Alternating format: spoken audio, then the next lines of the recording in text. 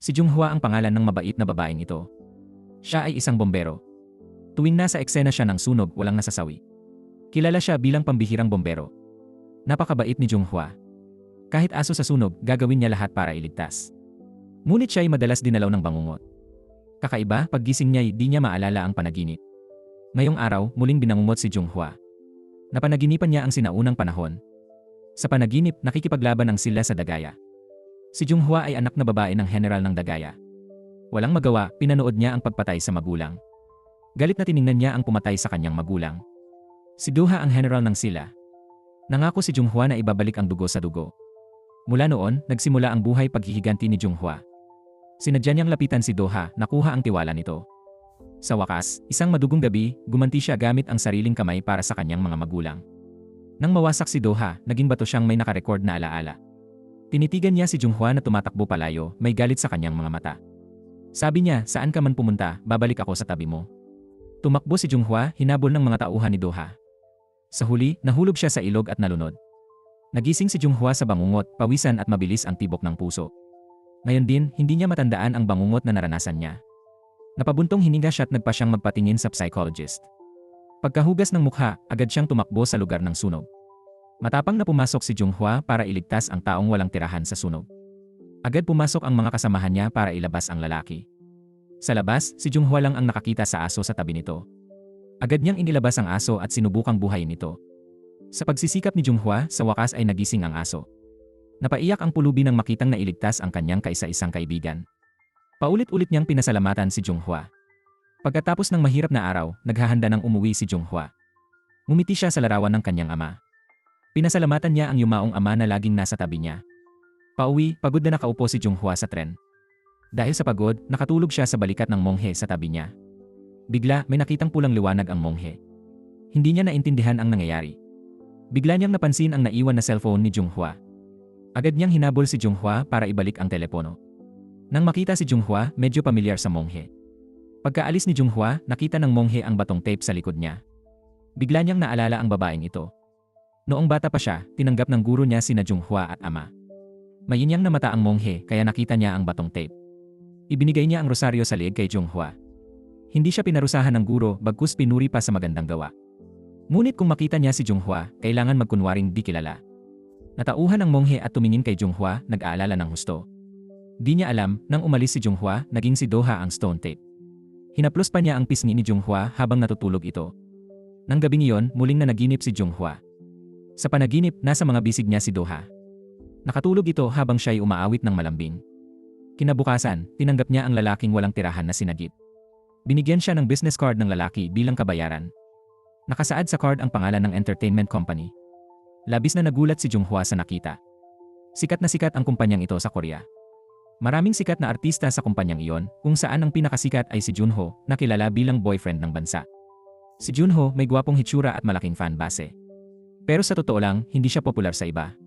Kapag gumagawa ng mga komersyal tungkol sa bombero, lagi siyang mapili. Sinisisi pa niya ang 4 na taong gulang na bata dahil masyado raw mabigat para buhatin. Dahil dito, umiyak ang bata sa mismong lugar. Dahil sikat siya, hiningi niya sa direktor na gumamit ng stunt actor sa eksena. Ang dahilan daw ay masyadong mainit ang apoy sa tabi niya. Natatakot siya na baka may panganib. Pero ilang maliliit na apoy lang naman ang nasa paligid ng eksena. Sa totoo lang, wala namang panganib talaga. Natapos magreklamo si Junho at umalis mag-isa sa studio. Hindi lang yan, isa rin siyang bulag sa pag-ibig. Habang nagfi-film, nahulog siya kay Yesol, isang aktres. Sabik siyang ipaalam sa publiko ang kanilang love story. Para makipag-date kay Yesol, pinabayaan niya ang lahat ng trabaho. Lantarang pumunta siya sa cave para bumili ng mga bagay para sa kasintahan, kahit maraming nakatingin sa kanila. Si Yesol ay kabaliktaran ni Junho. Ayaw niyang ipaalam sa publiko ang kanilang relasyon.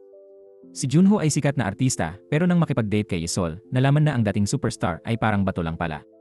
Kahanga-hanga man yon, si Junho ay inosente at hindi maintindihan. Ang lihim na kahulugan sa mga salita ni Yesol, gusto lang niyang magpakitang gilas. Nakita ni Yesol ang matitigas na kalamnan sa kanyang mga braso. Nahihiyang umiti na lang si Yesol. Gaya ng inaasahan, ang bibig niya ang kanyang pinakamalaking kahinaan.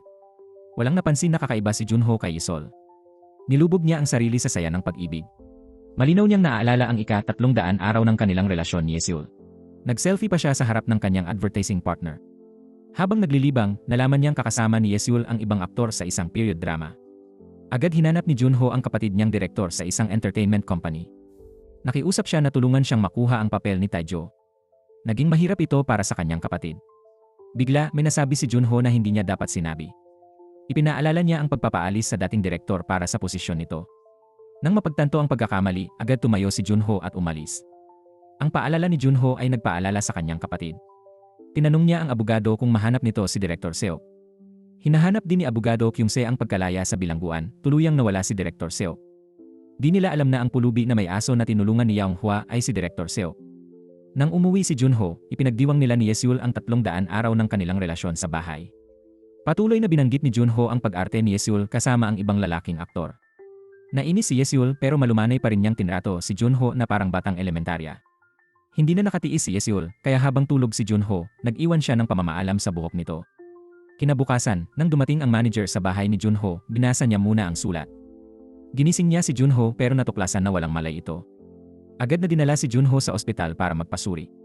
Sinabi ng manager sa kapatid ni Junho ang balak ni Yeseul makipaghiwalay para sa photoshoot. Nagpa siya ang kapatid na pag-usapan nito kay Junho sa ibang pagkakataon. Pagkatapos magpahinga, pumunta si Junho sa fire station para mag-film ng promotional video. Si Yang Hwa, pambihirang bumbero, ay inanyayahang mag-film kasama si Junho sa dalampasigan. Mukhang masipag at matyaga si Junho sa harap ng kamera. Seryoso siyang natuto ng CPR mula kay Yang Hwa, ngunit palaging kailangang iwasto ang kanyang mga maling dalaw. Ang reporter na kakaalis lang kay Junho ay agad na naghubad ng damit. Kinausap din niya si Yeseul nang walang pasensya.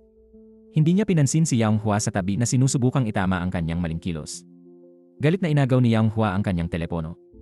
Ito ay nagpagalit kay Junho. Kinutya pa ni Junho si Yang Hwa, sinabing nagkukunwari lang sila sa kamera, kaya di na kailangang maging seryoso. Galit na lumapit si Yang Hwa, binaluktot ang braso ni Junho, at pinilit siyang humingi ng tawad. Napilitan si Junho na sumuko. Ang eksena ng kanilang pagtatalo ay naitala ng malayong kamera. Tumakas si Junho pabalik sa kotse. Nagulat ang manager nang makita ang mga pasa sa kanyang braso. Nagulat din si Junho pero di niya alam na pasa ito dahil sa problema sa puso. Pagdating ng kapatid ni Junho sa ospital, nasabing may cancer siya sa puso. Hindi na siya pwedeng operahan. Mas mabuti sigurong gumugol siya ng oras sa mga mahal niya sa buhay. Sobrang nalungkot ang kanyang kapatid. Itinago muna niya ang balita, tapos nagpakalat ng chismis tungkol kay Nam Taejo. Para matulungan si Junho na makuha ang lead role sa historical drama. Bigla na lang nahilo si Junho at nawalan ng malay sa loob ng kotse. Di niya alam, napindot niya ang gas at humarurot papunta sa beach. Nakita ni Yang Hwa mula sa malayo ang nangyari. Agad siyang tumalon sa dagat para iligtas si Junho. Binasag niya ang bintana at hinila si Junho pero naipit siya sa upuan. Nagpumiglas si Yang Hwa sa gitna ng kawalan ng pag-asa. Sa wakas, nakatakas siya sa kotse pero nawalan ng malay dahil naubusan ng hangin. Bigla, lumitaw si Doha at hinalikan siya. May nakita siyang mga eksena ng dalawang magkasintahan sa nakaraang buhay nila. Pagkatapos, biglang nagising si Yang Hwa. Pinilit niyang lumangoy papunta sa pampang. Pagdating sa pampang, nakita niya si Junho na hindi na humihinga. Sinubukan niyang iligtas pero nabigo at idineklara na patay si Junho. Nang marinig ito, nahimatay si Yang Hwa at dinala sa ambulansya.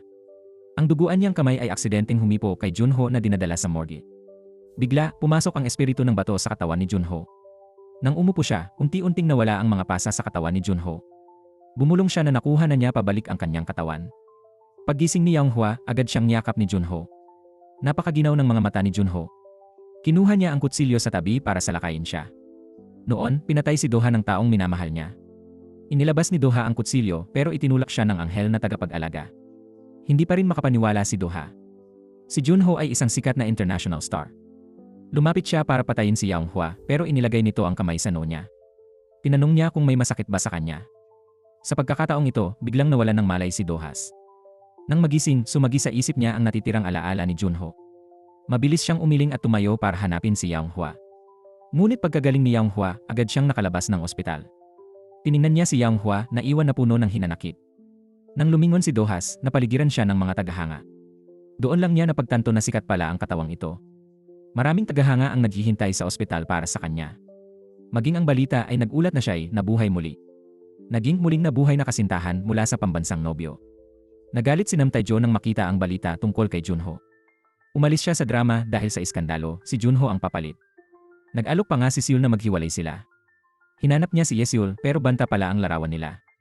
Ang layunin ay pagsasamahin sina Yeseul at Junho sa bagong pelikula.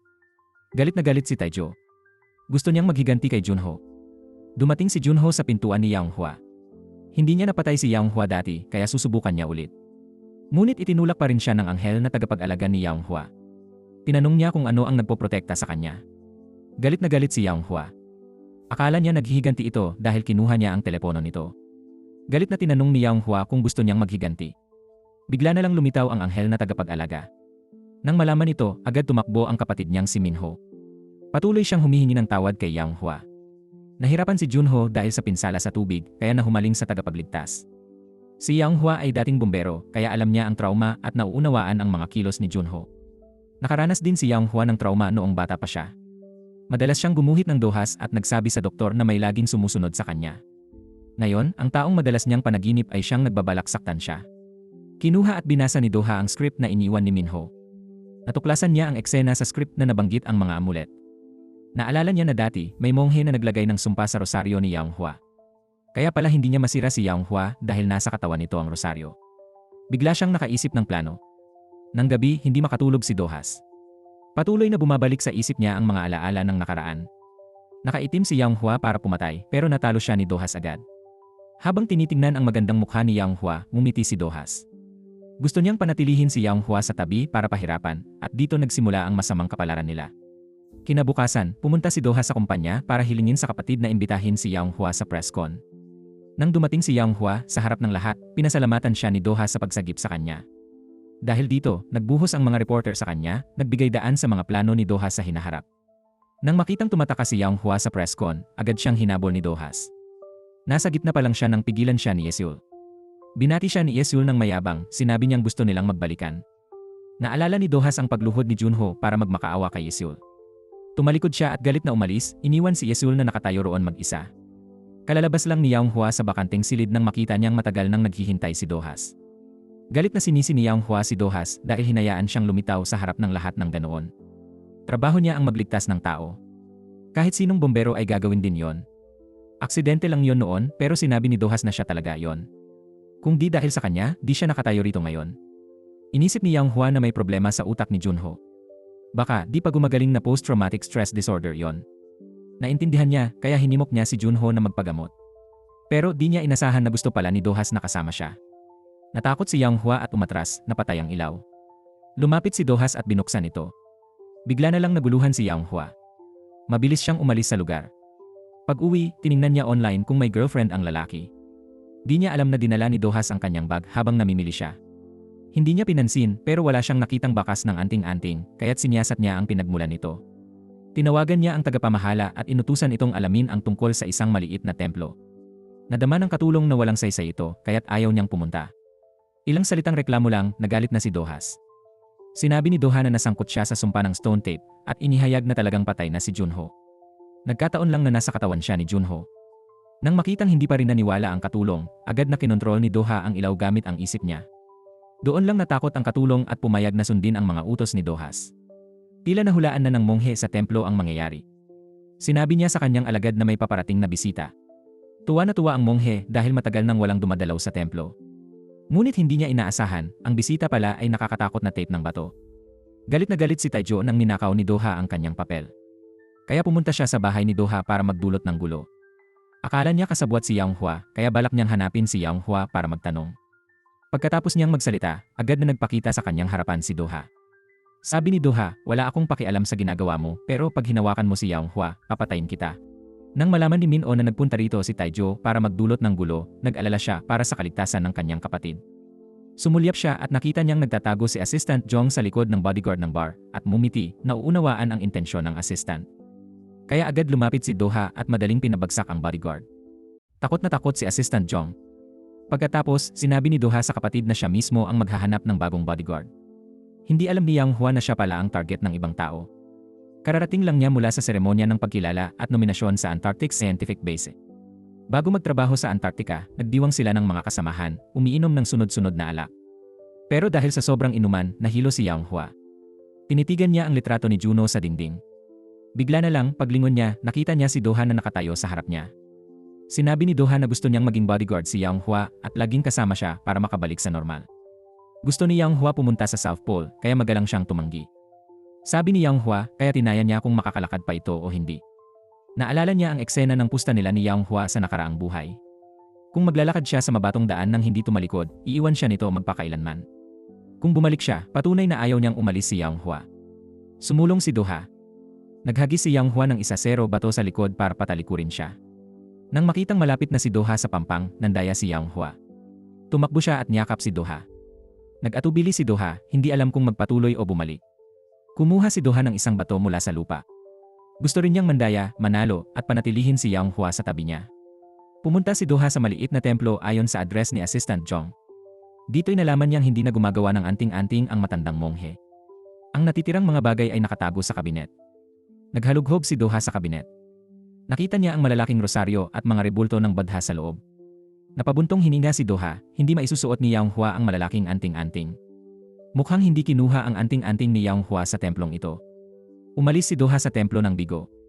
Kung kasama niya si Yang Hua, mas madaling hanapin ang anting-anting. Kaya tinawagan ni Do-ha ang bombero para gipitin si Yang Hua at kinansela ang Antarctica trip. Kailangan niyang makipagtulungan sa paggawa ng mga pampublikong komersyal. Labis na nagalit si Yang Hua nang mabalitaan ito.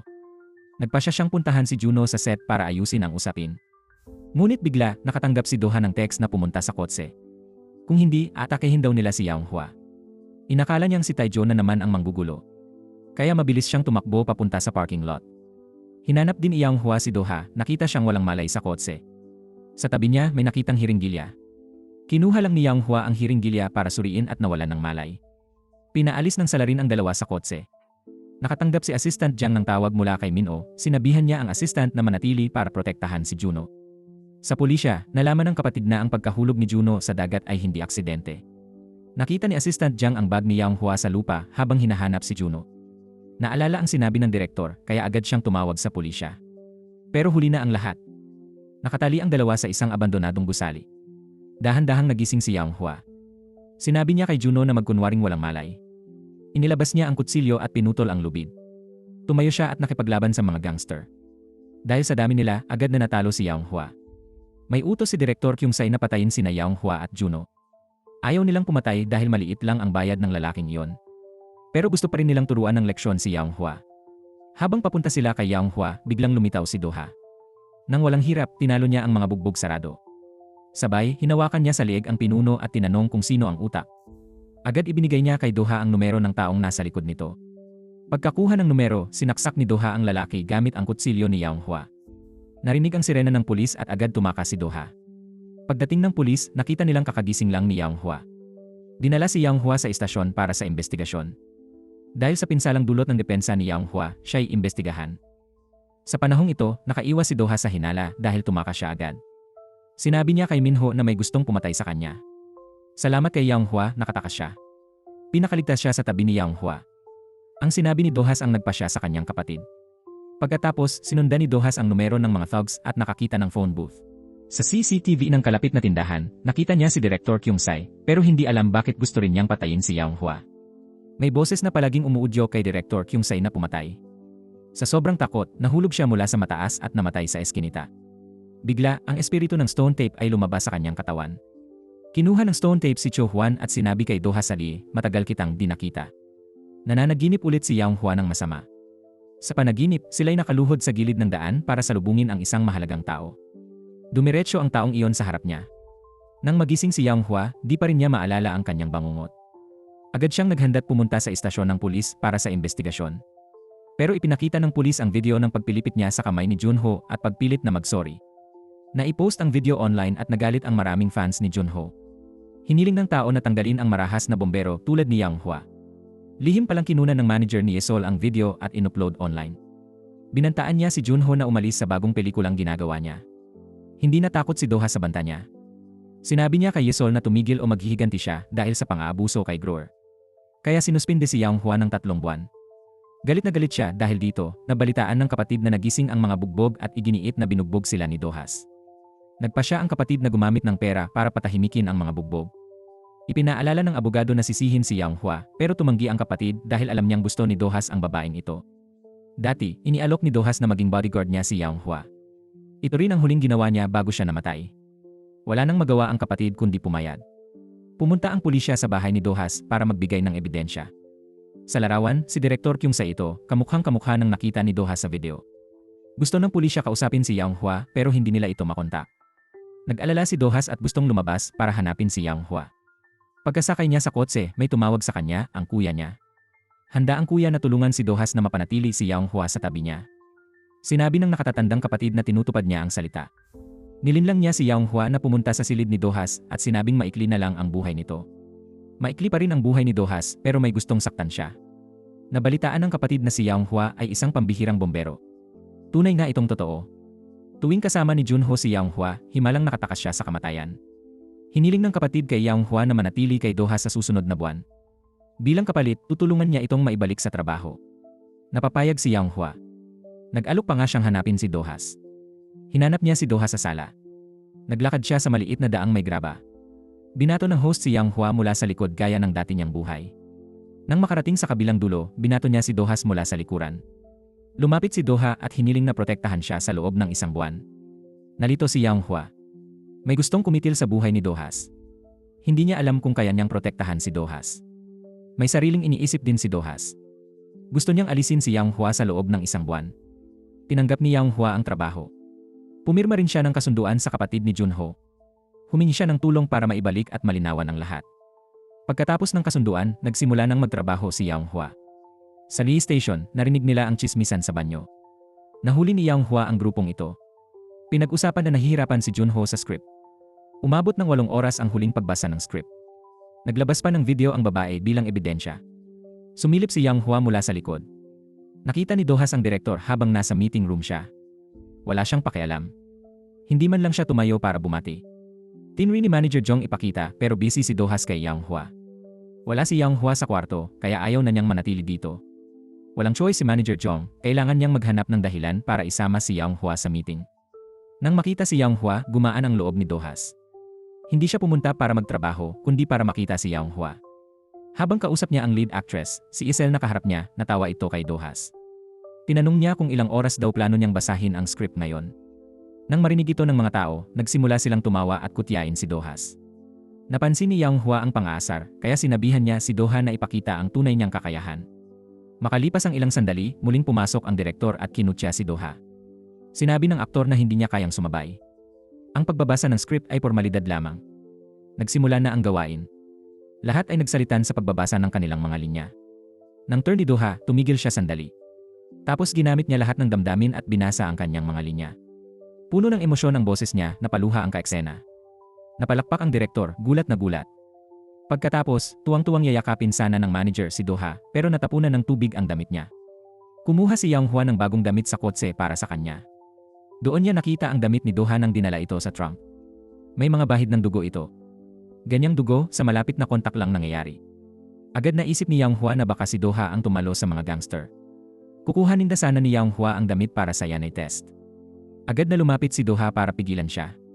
Ngunit nang lumingon siya, lumitaw ang kalasag, hindi na makalapit si Doha kay Yang Hua. Napansin ni Doha na may rosaryo ang pulseras ni Yang Hua. Noong bata pa siya, may rosaryong anting-anting si Yang Hua pero pinagtawanan ng mga kaklase. Galit na itinapon ni Yang Hua ang rosaryo sa lupa. Ang ama ni Yang Hua ay kumuha ng isang bed at ginawang pulseras para madala ni Yang Hua. Sa wakas, natagpuan niya ang susing punto. Habang nag-iisip si Doha, may kotse na dumiretso sa kanya. Ang driver ay si Taejo. Kanina lang, pinuntahan ni Taejo si Yesil para tanungin ang tungkol sa pagbasa ng script. Hindi niya maintindihan bakit bigla nagbago si Doha at pinuri ng lahat. Si Yesol ay mayabang noon at laging kinukutya si Taejo sa kawalan ng kakayahan. Sa harap niya, masayang nakikipag-usap pero pag tumalikod, bigla itong naging seryoso. Nasa eksena si Taejo at labis na nagagalit. Biglang dumating si Assistant Chul Hwan. Nakipagkamay siya kay Taejo. Nang magdikit ang kanilang mga kamay, na-hypnotize si Taejo. Kapag nawala si Doha, babalik ang lahat sa dati. Nakontrol si Taejo at di sinasadyang pinatakbo ang kotse patungo kay Doha. Sa kritikal na sandali, itinulak ni Yang Hua si Doha at siya ang nabangga. Nahulog din sa lupa ang pulseras ni Yang Hua. Dinala sa ospital si Yang Hua. Habang nasa koma, nakita niya ang sarili noon na gustong patayin si Doha. Noon, pumasok si Yang Hua sa silid ni Doha ng gabi. Sinaksak niya si Doha pero agad siyang nakontrol nito. Nasugatan din siya sa balikat. Isang sulyap lang, naalala niya nang patayin ang pamilya ni Yang Hua. Napansin ni Doha na nakayuko ang iba. Umiyak lang sila't di nangahas tumingin sa kanya. Tanging si Yang Hua ang nakatitig ng galit sa kanya. Kinabukasan, binandahan niya ito. Iniwan niya ito sa bahay bilang kasambahay. Gusto ni Yang Hua manatiling malapit kay Do Ha para maghiganti. Pagsisisihan niya ang pag-iingat sa buhay nito para sirain siya. Hindi pinansin ni Yang Hua ang sugat sa balikat. Nagsasanay siya ng pana mula umaga hanggang gabi. Tinuruan ni Do Ha si Yang Hua ng tamang paghawak ng pana. Hinayaan niya si Yang Hua na patayin siya anumang oras. Napakahirap niyang unawain. Tila masaya si Do Ha na mamatay sa kanyang mga bisig. Mabilis nalaman ni Yang Hua ang tunay na dahilan. Si Do Ha ay ampon ng general na may mataas na posisyon. Napakaraming kayamanan ang kanyang amang angkan. Iginagalang ng hari si Do Ha dahil sa kanyang mga tagumpay. Nag-aalala ang kanyang amang angkan sa pag-iral ni Do Ha. Kapag nakanganib ang posisyon, kailangan mawala si Do Ha. Tila naglalakad si Do Ha sa manipis na yelo. Araw-araw, tinutulungan niya ang amang mag-alaga sa kanya na suriin ang lason bago kumain. Dahil dito, nalilito si Yang Hua tuwing nagdadala siya ng pagkain. Sinabi ng alipin na hindi tunay na anak si Do Ha sa pamilyang ito. Paghatid ng pagkain, inayos na sumama si Yang Hua sa misyon ni Do Ha. Sumakay silang dalawa sa kabayo patungo sa gubat. Inutos ni Do Ha kay Yang Hua na maghintay habang siya ay pumunta sa bundok. Tumayo si Do Ha sa ilalim ng malaking puno. May tumpok ng mga bato roon. Ginamit ito ni Do Ha para gunitain ang mga napatay niya sa digmaan. Umalis si Do Ha ng matagal at hindi pa bumabalik. Nag-alala si Yang Hua at hinanap si Do Ha sa bundok. Nakita niya si Do Ha na nagbubuhos ng alak sa libingang bato. Hinala ni Yang Hua, ginugunitan niya ang mga taga-dagaya. Hindi ito itinanggi ni Do Ha. Pinili niya ang lugar dahil kitang-kita ang lupain ng dagaya mula rito. Inakala ni Yang Hua na nagkukunwari lang siya. Wala nang magawa si Do Ha. Misyon niya ang puksain ang dagaya, ngunit ayaw niyang pumatay. Ito lang ang paraan niya para ipahayag ang nararamdaman.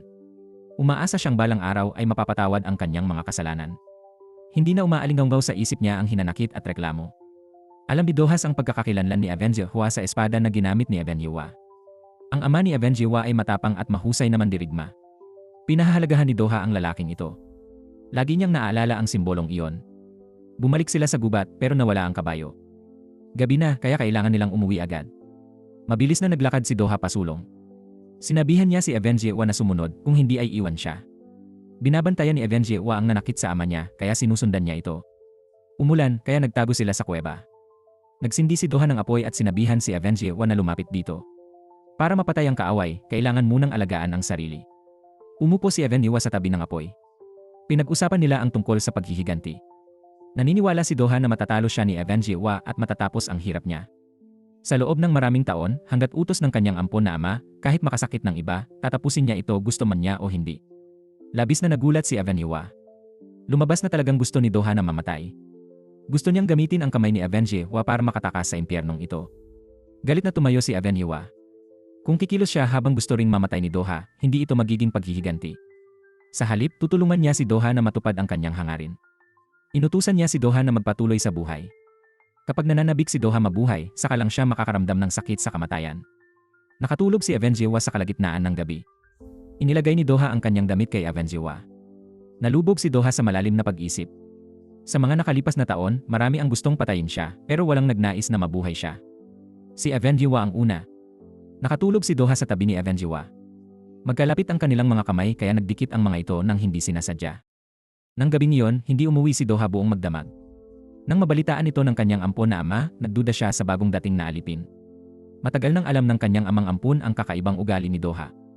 Hindi siya kailanman gumagawa ng sariling desisyon, pero ngayong beses, pinapasok niya ang bagong babae nang walang paalam.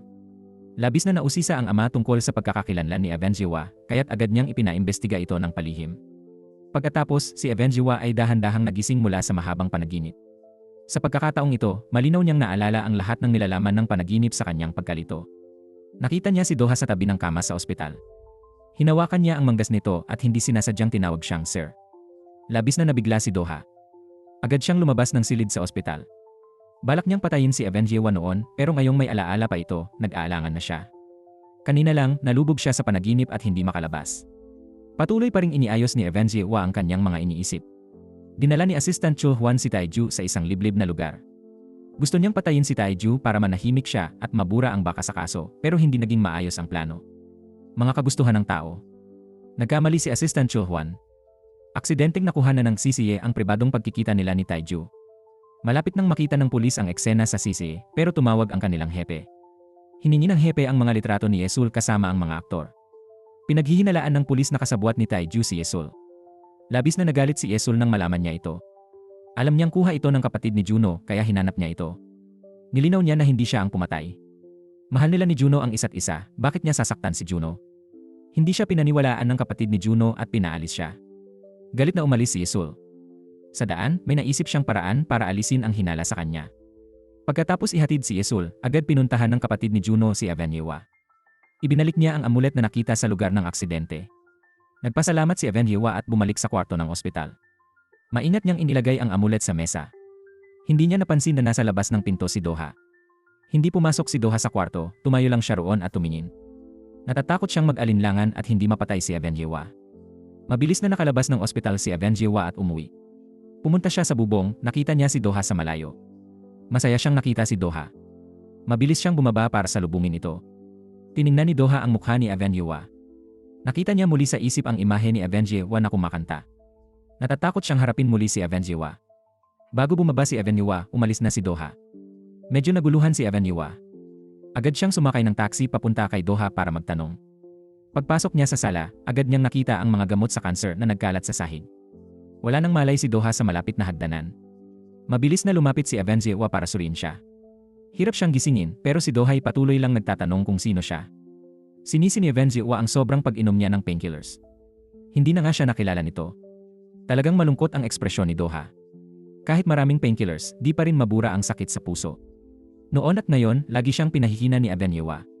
Tinulungan ni Evangewa si Doha matulog at inalagaan siya. Nagluto pa siya ng lugaw para sa kanya. Labis na naantig si Dohas. Tinanong niya bakit ito napakabait sa kanya. Sagot ni Yang Hua, tungkulin niya bilang bombero. Nagalit si Dohas at agad pinalaya si Yang Hua. Nang kumalma, naalala niya si Yang Hua na tumawag sa kanya. Bakit siya nakilala sa panaginip kahit walang alaala ang iba? Sa libu-libong taon, di siya nakilala ng bagong Yang Hua. Posible bang natapos na ang mapait ninyong kapalaran? Nang sabihin ni Dohas ang damdamin, nanginig puso ni Yang Hua. Di niya pinatay si Dohas habang ito'y natutulog. Sa sandaling ito, umusbong ang kanilang masamang kapalaran. Nakita ni Dohas na natisod si Yang Hua dahil malabo ang paningin. Tahimik siyang nagsindi ng kandila para liwanagan ito. Tinanggap ni Yang Hua ang kanyang tulong. Binigyan niya si Dohas ng mga halamang gamot para makatulog ng mahimbing. Unti-unting lumitaw ang lihim na damdamin sa pagitan nila. Isang araw, dumating si Yang Hua para kay Dohas, pero nalaman na sumugod siya sa frontline. Labis na nag-aalala si Yang Hua. Mula noon, madalas siyang tumingin sa pintuan araw-araw. Hanggang isang gabi, ligtas na nakabalik si Dohas. May dugo sa katawan, dumaan siya kay Yang Hua ng walang ekspresyon. Hindi niya binati si Yang Hua para protektahan ito. Kung ginawa niya yon, hindi mapapansin ng amang nag-ampon sa kanya. Pero pinaimbestigahan ng matalinong ama niya ang pagkakakilanlan ni Yang Hua. Nang malaman na anak siya ng general na si Degaya, ngumiti siya ng masama. Sino ang nakakaalam? Baka siya ang patibong na mahuhulugan ni Dohas. Nagsuot si Dohas ng uniforme at nakipagkita kay Yang Hua. Ngayon lang niya nalaman na naghintay pala ito sa kanya. Tinanong niya kung nag-alala ito sa kanya. Tumanggi si Yang Hua na sabihin ang totoo. Nag-aalala lang siya na baka di siya mamatay sa kamay nito. Ngayon, gusto na lang niyang patayin ito para ipaghiganti ang magulang at tahimik na bumalik sa kabilang buhay. Medyo nadismaya si Dohas. Determinado siyang mabuhay ng maayos. Sa ganitong paraan, may dahilan si Yang Hua para magpatuloy. Pagkasabi nun, kumuha agad siya ng buto ng lotus bilang regalo. Ang buto ng lotus ay matigas at matibay parang bato, kaya kahit ilang libong taon, di ito masisira. Pero para umusbong, kailangan mong sugatan ang buto. Ginamit ni Dohas ang buto ng lotus bilang metapora sa sarili. Gusto niyang pahalagahan nito ang katatagan sa libong taon, tahimik na naghihintay sa pag-usbong ng lotus. Nagising si Yang Hua mula sa panaginip. Ngayon, naalala niya ang laman ng panaginip. Nalubog siya sa panaginip at di makalabas. Bigla, may bumangga sa kanya at muntik na siyang masagasaan ng bus. Mabuti na lang at nailigtas siya ng katulong na si Chul Huan. Tiningnan ni Yang Hua ang mukha nito at parang pamilyar sa kanya. Nakatanggap si Yang Hua ng tawag mula sa abogado ni Dohas. Dinala niya ang duguan na damit ni Dohas at tinanong si Yang Hua tungkol sa nangyari. Tahimik lang si Yang Hua. Ilang salita lang ang sinabi niya bago nagpaalam. Itinago ni Yang Hua na si Dohas lang ang lumaban sa mga thug. Ayaw niyang maimbestigahan si Dohas at masayang ang natitirang oras nito. Walang nakuhang impormasyon ng abogado kaya pumunta siya sa ospital. Pagdating niya, nakita niyang nakabukas ang pinto ng silid. Napaligiran ng pulis, nakalas ang posas ng mga thug. Nakatakas na ang lahat. Lalo pang sumakit ang ulo ng abogado. Nakita niya si Chul Huan na dumadaan. Nagsimula siyang mag-alinlangan. Lumabas si Chul Huan at pumunta sa lihim na lugar para makipagkita sa boss. Pinasulat ng suicide note ang leader ng gang ayon sa hiling. Tumawa ng malakas si Assistant Chul Juan nang makita ang suicide note. Malapit na niyang tirahin si Dohas. Nakipag-usap ang abogado sa kapatid ni Juno. Sinabi niya sa kapatid ni Juno na nakita si Assistant Chul Juan sa ospital. Biglang naisip ng kapatid ni Juno na baka may galit pala si Assistant Chul Juan sa kanya. Para maprotektahan si Dohas, pinasya ni Juno na tumira si Yang Hua sa bahay niya. Natuwa si Yang Hua. Pumayag siya agad. Mabilis niyang inimpeke ang gamit. Tiningnan niya ang anting-anting at may nakitang sirang buto ng lotus. Kamukha ito ng binigay ni Dohas sa panaginip niya. Tama ang hula ni Yang Hua. Ang anting-anting ay rosaryong gawa sa lumang buto ng lotus, hindi gawa ng monghe. Natuklasan ng monghe na ang kanyang disipulo ay naghahanap ng anting-anting na pamproteksyon. Binigyan ng monghe ang disipulo ng anting-anting laban sa masasamang espiritu para idikit sa tirahan ng stone tape at matulungan si Yang Hua. Sa oras na yon, pumunta si Yang Hua sa bahay ni Doha. Nakita ni Doha si Yang Hua na sumisilip sa kanyang bahay. Inakala niyang gusto siyang sundan ni Yang Hua. Tinukso pa niya ito. Nagalit ng husto si Yang Hua. Naisip niyang laging mali ang pagkaunawa ni Doha sa mabuting intensyon ng iba, nalulungkot tuloy ang mga nag-aalala sa kanya. Tiningnan ni Doha si Yang Hua ng may pagmamahal. Tinanong niya kung talagang nag-aalala ito sa kanya, nahihiyang umiwas ng tingin si Yang Hua. Binuksan niya ang TV para manood. Ngunit bigla, iniulat na tumubo ang sinaunang buto ng lotus. Natagpuan ito sa paghuhukay ng kastilyo noong panahon ni Sila. Iyon ang binhing ibinigay ni Doha kay Yang Hua noon. Naalala ni Doha ang pustahan nila ni Yang Hua noon. Ngayon, namukadkad ang lotus at siya'y nanalo. Bumulong si Yang Hua na talo na pala siya. Nagulat si Doha sa narinig mula kay Yang Hua. Mabilis na nagpalusot si Yang Hua para umalis. Hindi niya alam kung bakit niya yon sinabi. Kumuha si Yang Hua ng tubig sa kusina. Nang lumingon siya, wala na si Doha. Hinanap niya ito sa madilim ngunit nadapa siya. Tulad noong unang panahon, bigla-biglang sinindihan ni Doha ang ilaw para ipakita ang daan kay Yang Hua. Nagkatinginan ang dalawa. Tinitigan ni Doha si Yang Hua ng blanko. Di niya alam kung talagang namimiss siya ni Yang Hua o nagkataon lang. Maagang nagising si Yang Hua at nakitang kinuha ni Doha ang aklat ng panaginip na madalas niyang binabasa. Sinadya pa niyang basahin ng malakas ang mga minarkahan nito. Ang mga umiibig ay madalas napapanaginipan ang kanilang mahal. Baka napapanaginipan siya ni Yang Hua. Nang marinig yon, nagalit si Yang Hua. Kinuha niya ang aklat pero natisod at nahulog. Tatayo na sana si Yang Hua para pagsabihan si Doha nang biglang tumunog ang doorbell. Dinala ni Yesil ang paboritong dessert ni Junho para bumalik sila. Pero pagpasok pa lang niya, nakita niya si Yang Hua na nakatayo malapit. Agad niyang naamoy ang malakas na gunpowder. Hinawakan niya si Doha at sinabing kailangan nila ng espasyo, sabay sinabi kay Yang Hua na lumabas. Paalis na siya nang bigla namang binasag ni Doha ang dessert na dala ni Yesil. Sinabihan niya si Yesil na umalis agad pero hindi ito nagalit. Napansin niyang lubos na nagbago si Doha kumpara sa dati. Naakit pa siya sa alindog nito. Determinado siyang makuha si Doha. Nakita ni Manager Jung na galit na umalis si Yesil. Pumasok siya at nakitang naglilinis ang dalawa ng sirang dessert. Nag-alala si Doha na baka masaktan si Yang Hua kaya tinulungan niya ito. Agad na unawaan ng manager ang layunin ni Doha kaya lumapit siya para tumulong. Sinadya ni Manager Jung na banggitin na may iba si Doha kaya tinanggihan nito si Yesil. Naalala ni Yang Hua ang mga kabaitan ni Doha sa kanya kamakailan. Akala niya ang taong minamahal ni Doha ay siya. Pagkatapos maglinis, dinala sila ni Manager Jung sa archery field. Sa biyahe, patuloy na sinusuportahan ni Manager Jung si Doha. Sinadya ni Manager Jung tanungin si Yang Hua kung gusto niya ang online novel. Tulad ng kwento ng tapat na lalaking nakatuon lang sa isang babae. Sinabi ni Yang Hua na gusto niya ang orihinal na estilo. Una, gusto niyang maghiganti sa pumatay sa magulang pero umibig siya sa tao. Ang tapat na salita ni Yang Hua ay medyo nagparito kay Doha. Maya-maya ay nakarating na sila sa archery range. Ngayon, susunod ang pangunahing aktor sa utos ng direktor na mag-ensayo dito. Parang nakita na ni Yang Hua ang eksena na ito sa panaginip. Tumalikod si Doha. Hinabol niya si Yang Hua para makausap pero pinafocus siya sa archery. Nakatingin ang lahat ng aktor sa kanilang dalawa. Lumapit si Yesil at binigay kay Doha ang busog at palaso. Masigasig siyang nagturo ng pagpana pero nakatitig lang si Doha kay Yang Hua. Pinakiusapan din niya si Yesil na lumayo sa kanya. Pagkatapos, itinaas niya ang busog at tinamaan ang gitna ng target. Humanga ang lahat sa tagpong ito. Pagkatapos ng pana, umalis sila ni Yang Hua. Sa isang liblib na lugar, tinanong niya kung alam ni Yang Hua ang tunay niyang pagkatao. Labis na nasaktan si Yang Hua. Ayaw niyang aminin na lagi siyang nananaginip tungkol sa kanya. Naguluhan ang kanyang puso dahil dito. Kinumpirma ni Doha na naalala na ni Yang Hua ang nakaraan. Naalala niya noon, libu-libong taon na ang nakalipas, na si Yang Hua ay nagkatawang tao ng maraming beses. Ngunit nang lumaki si Yang Hua, hindi na niya ito nakikita. Ngayon, biglang bumabalik sa panaginip niya ang mga alaala. Umuwi si Doha at nakasalubong si Yang Hua sa elevator. Mukhang hindi komportable si Yang Hua. Biglang may mongheng sumugod at inilapat ang anting-anting kay Doha, ngunit dahil sa kanyang mataas na kapangyarihan, pinunit niya ito agad. Nagulat ang monghe at napilitang tumakas. Hinanap niya ang monghe para itanong ang dahilan. Sinabi ng monghe na maghintay siya, tiyak na magkakaroon ng epekto ang anting-anting. Tulad niya ng sinabi, bumagsak si Do-ha sa lupa pagka-uwi. Iniwan niya ang katawan ni Jun-oh at bumalik sa anyong bato. Ngunit kakaiba, nakita ni Yang Hua ang kanyang anyo sandali. Maya-maya, bumalik si Do-ha sa katawan ni Jun-oh, na wala na ang batong anting-anting sa harap niya. Labis na nagpanik si Yang Hua. Lumapit siya at nakitang tumitibok pa ang pulso ni Do-hwa. Malinaw na buhay pa ang taong nasa harapan niya. Naging magulo ang isip ni Yang Hua. Natakot siya at mabilis na tumakbo pauwi. Naalala pa niya ang hugis ng stone tape sa harap niya. Lumitaw din ito sa kanyang panaginip.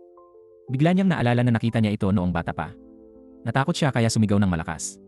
Mabilis na pumasok sa kwarto ang kaibigan niya. Doon lang unti-unting kumalma si Yang Hua. Akala niya may problema siya kaya nagpatingin sa doktor.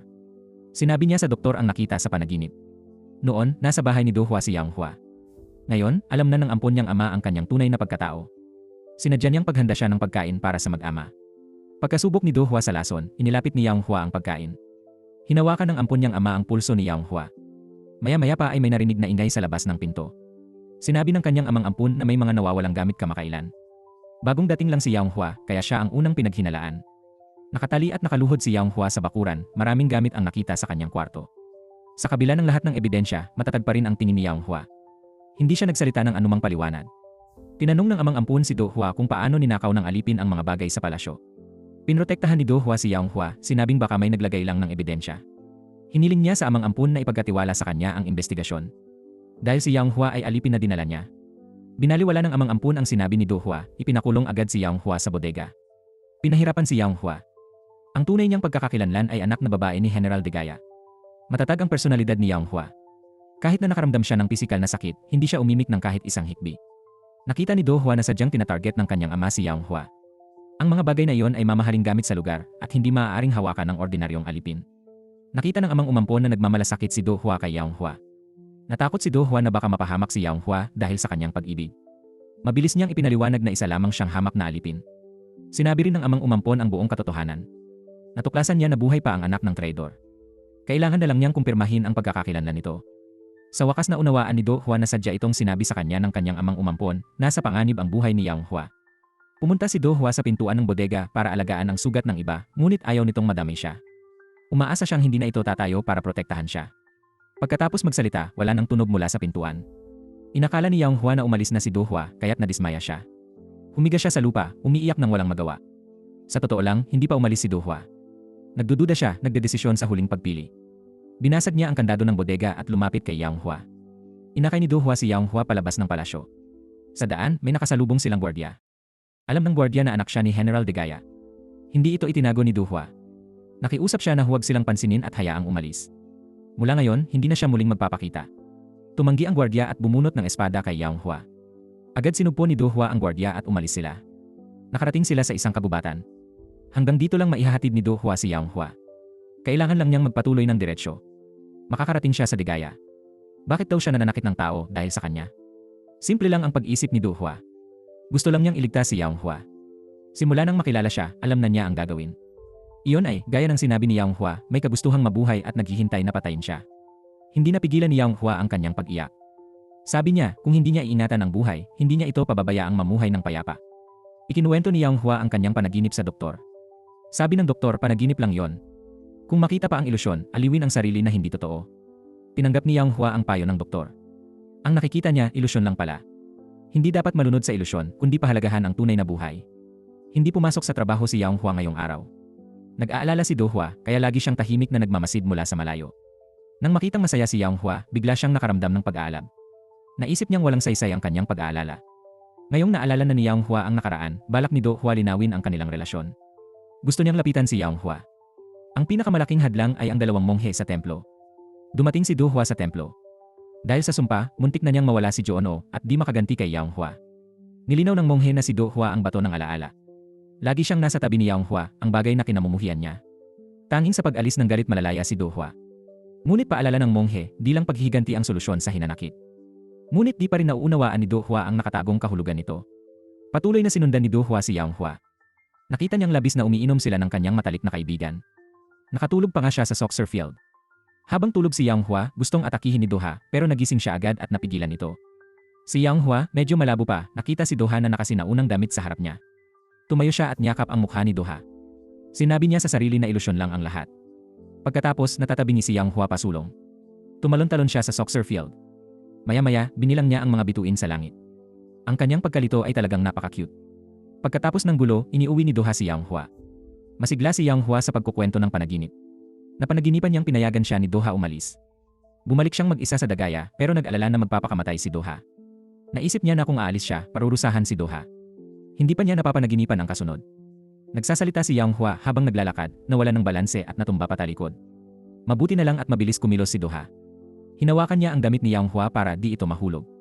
Hinila ni Doha si Yang Hua palapit gamit ang kanyang lakas. Nang magkadikit sila, biglang bumilis ang tibok ng puso ni Doha. Sinuri muli ni Doha ang kanyang puso. Nag-aalinlangan siya kung atakehin ba o hindi si Yang Hua. Sa ngayon, lubos siyang nalilito. Di niya alam kung dahil ba sa pagkadikit o sa pagtataka sa pagkamatay niya. Habang nag-iisip, dumating ang kapatid na si Minho. Kamakailan ay nag-leave of absence si Yang Hua. Nais ng kuya niyang protektahan si Doha. Dahil sa mabuting pakikitungo, binigyan niya ito ng litrato ni Director Kyungsai. Sinabi ni Doha na siya marahil ang nag-utos na patayin siya. Nagulat ang kapatid at agad tumawag ng abogado. Inutusan niya itong alamin ang kinaroroonan ni Director Kyungsai. Pagkatapos niyang kausapin ang kapatid, tinawagan ni Cho Juan ang abogado para mag-appointment. Nagyoga si Yang Hua ng maaga para kalmado ang kanyang pakiramdam. Akala niya may sakit siya sa trabaho, kaya nalilito siya sa totoo at imahinasyon na pagkamalan si Doha. Pero habang iniisip niya ito, lalo siyang nalilito. Pati sa isip niya, puro larawan ni Doha kagabi. Nahihiya si Yang Hua, kaya nagpasya siyang puntahan at kausapin si Doha. Paalis na siya nang pigilan siya ng kanyang matalik na kaibigan. Bigla, nabasa ng kaibigan niya ang pinakabagong balita. Nag-post si Yesol ng malapit na larawan ni Junho online. Agad tinulungan ng kaibigan si Yang Hua mag-ayos at dinala sa event ni Doha at Yesol. Sa crowd, nakita ni Yang Hua si Yesol na hawak ang braso ni Doha, narinig na sila ay nagde-date. Bigla siyang nagbago ng ekspresyon. Tumalikod siya at umalis ng bigo. Pagkatapos ng event, tuwang-tuwa si Yesol. Tinulungan siya ni Doha iwasan ang iskandalo sa ibang idol. Inalis pa niya ang hinala na kasabwat siya. Hinawakan niya kamay ni Doha pero itinulak siya palayo. Napanood niya lang si Doha lumakad papunta kay Yang Hua. Nakita ni Yesol si Yang Hua, maganda't naka-makeup at kinutya siya. Sinadya niyang hiyain si Yang Hua. Hinila palayo ni Doha si Yang Hua. Sinabi niya kay Doha, dumating lang siya para kunin ang gamit niya. Naramdaman niyang oras na para umalis. Kamakailan, lumala ng lumala ang kanyang pakiramdam. Kagabi, lasing siya't napagkamalan si Doha sa lalaking gusto niya. Pagkatapos magsalita, kinuha ni Yang Hua ang gamit at umalis. Pagdating sa pinto, nakasalubong niya si Junho. Hinala ni Minho, may nangyari sa kanilang dalawa. Kamakailan, obsessed si Doha kay Yang Hua. Sinabi niyang nakita ni Yang Hua ang tunay niyang anyo. Narinig ito ni Yang Hua at naalala ang gabi ng lagyan ng monghe ng anting-anting si Doha. Agad siyang pumunta sa reception at tinanong ang pangalan ng monghe noong araw na yon. Humanga ang receptionist sa monghe at sinabi kay Yang Hua na galing ito sa OK-Sam Temple. Nang marinig ang sinabi ng monghe, nalaman niyang ang rosaryo ay gawa sa sinaunang buto ng lotus. Pinoprotektahan nito ang may-ari mula sa masasamang espiritu at hindi makakakita ng multo. Ngayong nasira ang mga buto, nakikita na niya ang stone tape at naalala ang panaginip. Nag-iisip si Yang Hua nang maalala ang huling sinabi ni Doha sa kanya noong gabi. Inamin ni Doha na wala na siya sa mundo ng mga buhay. Pansamantala lang niyang hiniram ang katawan ni Junho. Hindi niya maintindihan ano ang ibig sabihin nito. Kailangan niyang makipagkita kay Doha para malinawan ang lahat. Nagkita ang dalawa sa tulay. Hinulaan ni Doha na naalala ni Yang Hua ang nangyari kaya pinatay niya ang mga ilaw sa paligid. Pagkatapos, inamin niyang siya ay isang stone tape. Nanatili siya sa mundong ito ng higit 1,500 taon. Gusto lang niyang malaman kung paano at bakit siya pinatay ni Yang Hua noon. 1,500 taon ang nakalipas, araw ng kasal ni Doha at Yang Hua. Kumuha si Doha ng rosaryong gawa sa lotus at isinuot kay Yang Hua. Inamin niya ang tunay na damdamin, sinabing asawa niya si Yang Hua noon. Natawa ng malakas si Yang Hua sa tuwa. Inuyam niya ito bilang multo mula 1,500 taon na gustong mang-abuso. Nagalit ng husto si Doha. Agad niyang isinalaysay ang buong kabataan ni Yang Hua.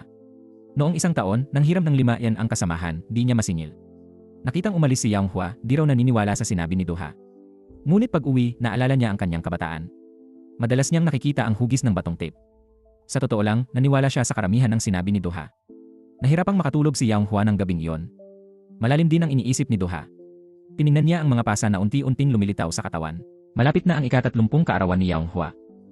Oras na para magpahinga siya. Sa magandang araw, tinipan ni Doha si Yang Hua sa tabi ng dilaw na lawa ng water lily. Ikinuwento niya ang dilaw na water lily sa lawa, simbolo ng pamilyang Degaya. Ang mga panaginip niya ay hindi katang-isip kundi totoong nangyari 1,500 taon na ang nakalipas. Maraming beses silang nagkatawang tao pero ngayon lang siya nakita ni Yang Hua. Hinimok ni Doha si Yang Hua na ipagpatuloy ang panaginip at inamin ang tungkol sa kanyang kamatayan. Nais niyang wakasan ang walang katapusang siklo ng pagkakatawang tao. Namula ang mga mata ni Yang Hua nang marinig ang mga salita ni Doha. Sa mga taong lumipas, marami siyang pinagdaan ng hirap. Mula pagkabata, nakakakita na siya ng stone tape at natakot ng husto. Ngunit si Doha ay sarili lang ang inaalala. Hindi niya pinansin ang sakit na nararamdaman ni Yang Hua. Sinabi ni Yang Hua na makasarili siya. Kung gusto niyang magkatawang tao agad, dapat niyang kalimutan ang lahat ng mag-isa. Sinabi niya na huwag na siyang guluhin. Napabuntong hinina na lang si Doha. Lalo pang nalito ang puso niya nang umalis si Yang Hua. 1,500 taon ang nakalipas, nakataka sina Doha at Yang Hua. Nang maabutan sila, pinatakas ni Doha si Yang Hua at hinarang ang mga bantay. Pagtalikod niya, may palasong papunta kay Yang Hua. Mabilis siyang bumalik para ipagsanggalang si Yang Hua. Pagkatamaan ng palaso, nawalan agad ng malay si Doha. Nang magising, nakita niyang nasa palasyo na siya. Agad niyang tinanong sa amang ampun kung nasaan si Yang Hua. Tumawa lang ang ama at sinabing, inasikaso ko na si Yang Hua. Nawalan ng kontrol si Doha. Sa unang pagkakataon, sinuway niya ang kanyang amang ampun. Nangako siyang puputulin na ang kanilang ugnayan bilang mag-ama. Kung wala si Yang Hua, wala siyang dahilan para mabuhay. Pagkasabi nito, umalis siya kahit tumutol ang kanyang amang ampun. Ngunit nang buksan ang pinto, nakita niya si Yang Hua na nakaluhod sa labas. Sa tabi niya ay ilang taong nakakaalam na anak ng kaaway si Yang Hua. Lumapit ang kanyang amang ampun at pinatay ang lahat ng saksi. Ginawa niya yon para makita kung gaano kahalaga si Yang Hua kay Doha. Mula ngayon, gagawin niyang hostage si Yang Hua para kontrolin siya. Pagkatapos, inutusan niya ang dalawa na magpakasal. Patuloy niyang binantaan si Yang Hua para sumunod si Doha sa kanya. Ayaw ni Yang Hua na kontrolin kaya nag-hunger strike siya.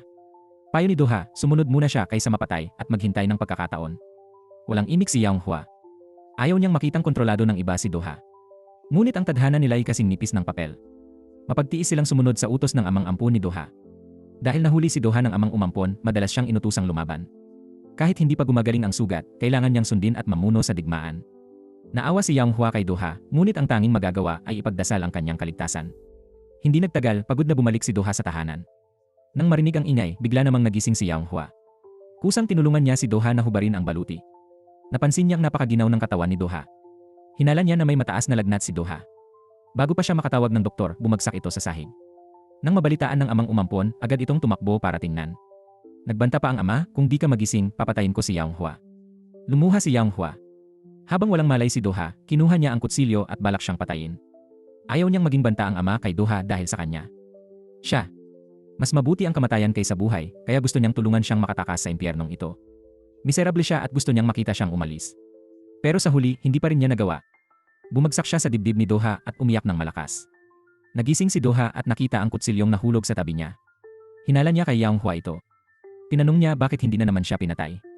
Malungkot ang hitsura ni Yang Hua. Kaysa patayin si Doha, mas gusto niyang magising ito agad. Habang pinag-uusapan nila to, pareho silang napagod. Napakasakit ng pagmamanipula ng iba. Gusto niyang magtanong kay Doha. Ayaw na niyang saktan siya, paano siya mabubuhay sa hinaharap? Hiniling niya kay Doha na tulungan siyang maghanap ng dahilan para mabuhay. Hinawakan ni Doha ang kamay ni Yang Hua. Nangako siyang tutulungan si Yang Hua habang buhay. Nakaramdam ng ginhawa si Yang Hua. Ipinahayag niya ang kanyang damdamin para kay Doha. Nagising si Yang Hua. Nalulubog pa rin siya sa panaginip at hindi makawala. Patuloy siyang umiiyak. Kinamumuhian niya ang epekto ng nakaraan sa kanyang espiritu. Siya'y tagalabas pero ang iba gaya ni Doha ay tagaloob. Napakahirap nito. Bigla niyang naalala ang araw sa Golden Lily Lake. Nagsisi siya sa sinabi kay Doha at sa mga nakulong sa kapalaran ng 1,500 taon. Si Assistant Chul Huan ang muling pagkakatawang tao ng ampon na ama ni Doha. Nag-set si Chul Huan ng appointment sa abogado, naghintay hanggang malapit na ito. Agad na itinulak ni Assistant Chul Huan si Taizhou patungo sa kotse. Namatay agad si Taizhou sa lugar. Tinulungan niya ang nag-aalala na abogado na itapon ang bangkay. Unti-unting kumalma ang abogado. Ang pagkikita kay Chul Huan sa gabi ay mapanganib pero nangyari pa rin. Napilitan ng abogado na sumunod at dalhin siya sa kapatid ni John Ho. Sinabi ni Chul Huan na nagbago si John Ho matapos mabuhay muli. Kung gusto ng kapatid ni John Ho patunayan, subukan niya si John Ho. Tanungin natin ang lihim na silang dalawa lang ang nakakaalam. Naisip ng kuya ang mga pagbabago kaya nagpa siya siyang suriin. Tinawagan ng kuya ni John Ho si Yang Hua, inimbita sa bahay para kumain. Nais ni Yang Hua na humingi ng tawad kay Doha. Pumunta si Yang Hua sa bahay ni Doha. Naghanda ng espesyal na pagkain ang kapatid ni John Ho para sa kanya. Sinuri ng kapatid ni John Ho si Doha, tinanong kung naaalala niya ang pagkahulog sa tubig noong bata pa. Tumango lang si Doha at sumagot ng. Nadismaya ang kapatid, pumunta sa kusina at bumulong na mali iyon. Sa totoo lang, ang kapatid ni John Ho ang nahulog sa dagat. Pagkatapos kumain, pinauwi na ni Doha si Yang Hua. Humingi ng tawad si Yang Hua sa mga sinabi niya, naunawaan na niya si Doha at gusto malaman bakit siya pinatay noon. Ngayon gusto niyang ituloy ang pangarap dahil gusto niyang malaman ang kinalabasan ni Do-ha at Yang-hwa at tulungan si Do-ha makatakas mula nang nagkabati sila. Si Yang-hwa ay parang batang mausisa. Patuloy siyang nagtatanong tungkol sa karanasan ni Do-ha sa muling pagkakatawang tao. Wala namang pakialam si Do-ha. Gusto lang niyang mapanaginipan agad ni Yang-hwa ang kanilang pagtatapos. Bukod dito, sa loob ng 1,500 taon, karamihan ay pang-araw-araw na bagay. Halos nakalimutan na niya ang mga alaala ng mga taong iyon. Pinaghihinalaan ni Yang-hwa na hindi siya nagsasabi ng totoo. Naaalala pa rin ni Do-ha ang nangyari noong bata siya, nakikita ang isa't isa sa bawat sandali ng buhay niya. Masayang-masaya si Yang-hwa. Ang taong naulila noong bata pa ay hindi na muling makadarama ng kalungkutan. Siguro si Do-ha ang kanyang anghel na tagapagbantay. Nang makita ang sariling sagot na hitsura ni Yang-hwa, bigla na lang umiti si Do-ha. Walang napanaginipan si Yang-hwa ngayong gabi. Napabuntong hininga siya sa pagkadismaya. Dati, tuwing ipipikit niya ang mata, agad lumilitaw ang imahe ni Do-ha. Ngayon, sabik siyang managinip pero nakatulog ng mahimbing. Nag-aalala si Yang-hwa. Hindi niya alam kung paano haharapin si Do-ha ngayong araw. Sa wakas, naglakas loob siyang pumunta sa bahay ni Do-ha. Nagkataong nakasalubong niya ito pagkatapos maligo. Nakita ni Yang-hwa ang katawan ni Do-ha at agad namula sa hiya. Mabilis siyang tumakbong palabas. Pagkapalit ni Do-ha, tinanong niya agad ang panaginip ni Yang-hwa. Uminom ng kape si Yang-hwa, nakatitig sa mga mata ni Do-ha. Agad naisip ni Yang-hwa na linlangin si Do-ha. Balak niyang gumawa ng kwento nang biglang dumating si Isol. Inihagis ni Isol ang mga litrato sa harap nilang dalawa. May mga paparazzi sa labas ng bahay ni Do-ha, kinukunan si Yang-hwa. Nagkakalat pa rin sila ng chismis tungkol sa pagsasama ni Do-ha at Yang-hwa. Hindi pa kasal si Yang-hwa, buntis na. Nang lumabas ang artikulo, galit na galit si Isol. Akala niya siya ay pambansang diyosa, ninakaw ng ordinaryong babae ang lalaki. Binantaan niya si Do-ha na tumulong kung hindi ikakalat na mga agaw si Yang-hwa. Para protektahan si Yang-hwa, pumayag si Do-ha na magpa-picture na intimate kay Isol. Kinunan ng paparazzi ang mga larawan, silang dalawa lang. Umalis sila't nasiyahan, binura rin ang mga litrato ni Yang-hwa at Do-ha. Mas hinahanap ang balita ng sikat na pares kaysa sa bituin at di kilalang babae. Labis na nalungkot si Yang-hwa. Pakiramdam niya ay hindi siya kasing ganda ni Isol. Sa tingin niya, mas bagay ang dalawa para sa isa't isa. Inaliw niya ito na 1,500 taon-taon ang nakalipas, si Yang-hwa ang kinilala ni Digaya bilang maganda. Maraming beses nang nagkatawang tao si Yang-hwa pero siya lang ang may kaparehong mukha. Nang marinig ito, nahihiyang tumalikod siya. Habang sila'y naglalambing, iniimbestigahan ng pulisya ang lalaking kasama ni Taiju noon, si Assistant Seok. Kasabay nito, natagpuan ang bangkay ni Taiju sa ilog kasama ang suicide note. Sa sulat, sinabi ni Taiju na namatay siya dahil kina Junho at sa kapatid nito. Dahil pinilit nila siyang magpakamatay. Naibalita ito at nakatanggap ng matinding pagtutol. Kumuha ng abogado ang kapatid ni Junho para dito. Hindi dapat lumabas ang pangalan ni Junho sa artikulo tungkol kay Taiju. Matapos magsalita, sinabi ng kapatid ni Junho sa abogado na dalhin siya kay Assistant Chul-hwan na naghihinala na natuklasan ng kapatid ang kakaibang kalagayan ni Junho. Direktang ipinaalala rin niya sa kapatid na ang katawan ni Junho ay sinakop ng masamang espiritong nabubuhay ng mahigit 1,000 taon na. Basta't mapaalis ang masamang espiritu, mabubuhay si Junho. Pagkatapos, ipinakita niya ang mga peklat sa dibdib na dating sinakop ng masasamang espiritu. Sinabi niyang pinagdaanan din niya ito, kaya alam niya kung paano iligtas si Junho. Nakita ng kapatid ni Junho ang kakaibang mga peklat ni Assistant Chul-hwan, kaya agad siyang naniwala. Nagmakaawa ang kapatid ni Junho na sabihin sa kanya kung paano iligtas ang kanyang kapatid. Pinuntahan ng mga pulis si Do-ha at sinabi na natapos na ang investigasyon sa pagkamatay ni Taiju. Lalo pang nalito si Do-ha. May video ng pagkikita ni Taiju at Assistant Seok, bakit hindi na ito sinisiyasat ng mga pulis? Walang masabi ang mga pulis. Hindi na nila ito maitatago kaya sinabi na lang nila kay Do-ha ang totoo. Ang kapatid ni Junho ang naging garantor ni Seok. Labis na nagulat si Do-ha. Nag-alala siya na baka nasa panganib si Yang-hwa kaya gusto niyang dalhin ito sa bombero. Papalabas na sila nang biglang lumitaw ang kapatid ni Junho. Napansin nito ang kakaibang peklat ni Do-ha at gumawa ng dahilan para suriin ito ng mabuti. Pero inalis ni Do-ha ang kanyang kamay. Sa reaksyon ni Do-ha, mas naniwala ang kapatid na sinapian nga ito ng demonyo ayon kay Chul-hwan. Nakita ni Yang-hwa ang tensyon kaya mabilis siyang lumapit para aliwin si Do-ha. Agad niyang hinilapalayo si Do-ha. Nang makaalis sila, tumawag sa kapatid ang isang ospital sa Amerika. Maingat nilang pinag-aralan ang resulta ng pagsusuri kay Junho. Napagpasyahan na hindi na magagamot si Junho at pinayuhan siyang tanggapin na malapit nang mamatay ang kanyang kapatid. Ngunit mahal na mahal ni Minho ang kanyang kapatid kaya hindi niya ito matanggap. Umaasa na lang siya kay Assistant Seok. Nang humingi ng tulong sa Assistant Chul-hwan, nagpakita ito ng malungkot na ekspresyon at pinayuhang patayin si Yang-hwa para gumaling si Do-ha. Sa oras na yon, dinala ni Doha si Yang Hua sa fire station. Sa daan, napansin ni Yang Hua ang bakas ng masamang enerhiya sa leeg ni Doha. Pagbalik sa opisina, nakita niya ang larawan ni Doha sa dingding na walang peklat. Labis siyang nalito. Habang nag-iisip, pinalibutan siya ng mga kasamahan. Binati nila siya ng maligayang kaarawan. Binigyan din si Yang Hua ng mga tiket sa amusement park. Tuwang-tuwa si Yang Hua. Nagpasalamat siya sa kabaitan ng kanyang mga kasamahan. Pagkatapos magpaalam sa mga kasamahan at umuwi, nag-text siya na ligtas na nakarating kay Doha. Sa sandaling iyon, gumaan ang loob ni Doha at nangako sa sarili na hindi niya hahayaang mamatay si Yang Hua sa kamay ng iba. Nang gabing iyon, para magkaroon ng magandang panaginip, inanyayahan ni Yang Hua ang kanyang matalik na kaibigan na makitulog. Umaasa siyang dahil sa estilo ng pagtulog ng kaibigan, hindi siya makakatulog ng malalim at madali ring managinip. Sinuhol niya ang kaibigan ng tiket sa amusement park, kaya pumayag itong makitulog sa kanya. Hindi na naginip si Yang Hua ng gabing iyon. Labis siyang nalungkot. Ngunit kagabi, pumayag siyang pumunta sa amusement park kasama ang kaibigan. Kaya kinailangang lumabas si Yang Hua kinaumagahan. Ngunit hindi niya inaasahan na makikita si Doha na naghihintay sa pintuan. Nag-alala si Doha sa kaligtasan niya nang malaman ang plano niyang pumunta sa amusement park. Kaya sinamahan niya sina Yang Hua at Manager Jung sa parke. Para di makilala si Junho, bumili si Manager Jung ng espesyal na maskara ng kuneho. Walang magawa si Doha kaya nagsuot ng mask at sumunod para bantayan sila. Sinakay din nila siya sa isang masayang roller coaster para maglaro. Sobrang natakot si Doha. Pagkatapos bumaba, agad niyang sinabihan si Yang Hua na umuwi na. Talagang napakadelikado ng larong ito. Di matiis ni Yang Hua ang sabi ni Doha, kaya napilitang umalis kasama niya. Pero sa gitna ng daan, may grupo ng fans na nakakilala kay Junho. Bigla silang nagsilapit sa kanya. Nakita ito ni Yang Hua kaya agad niyang hinila palayo si Doha.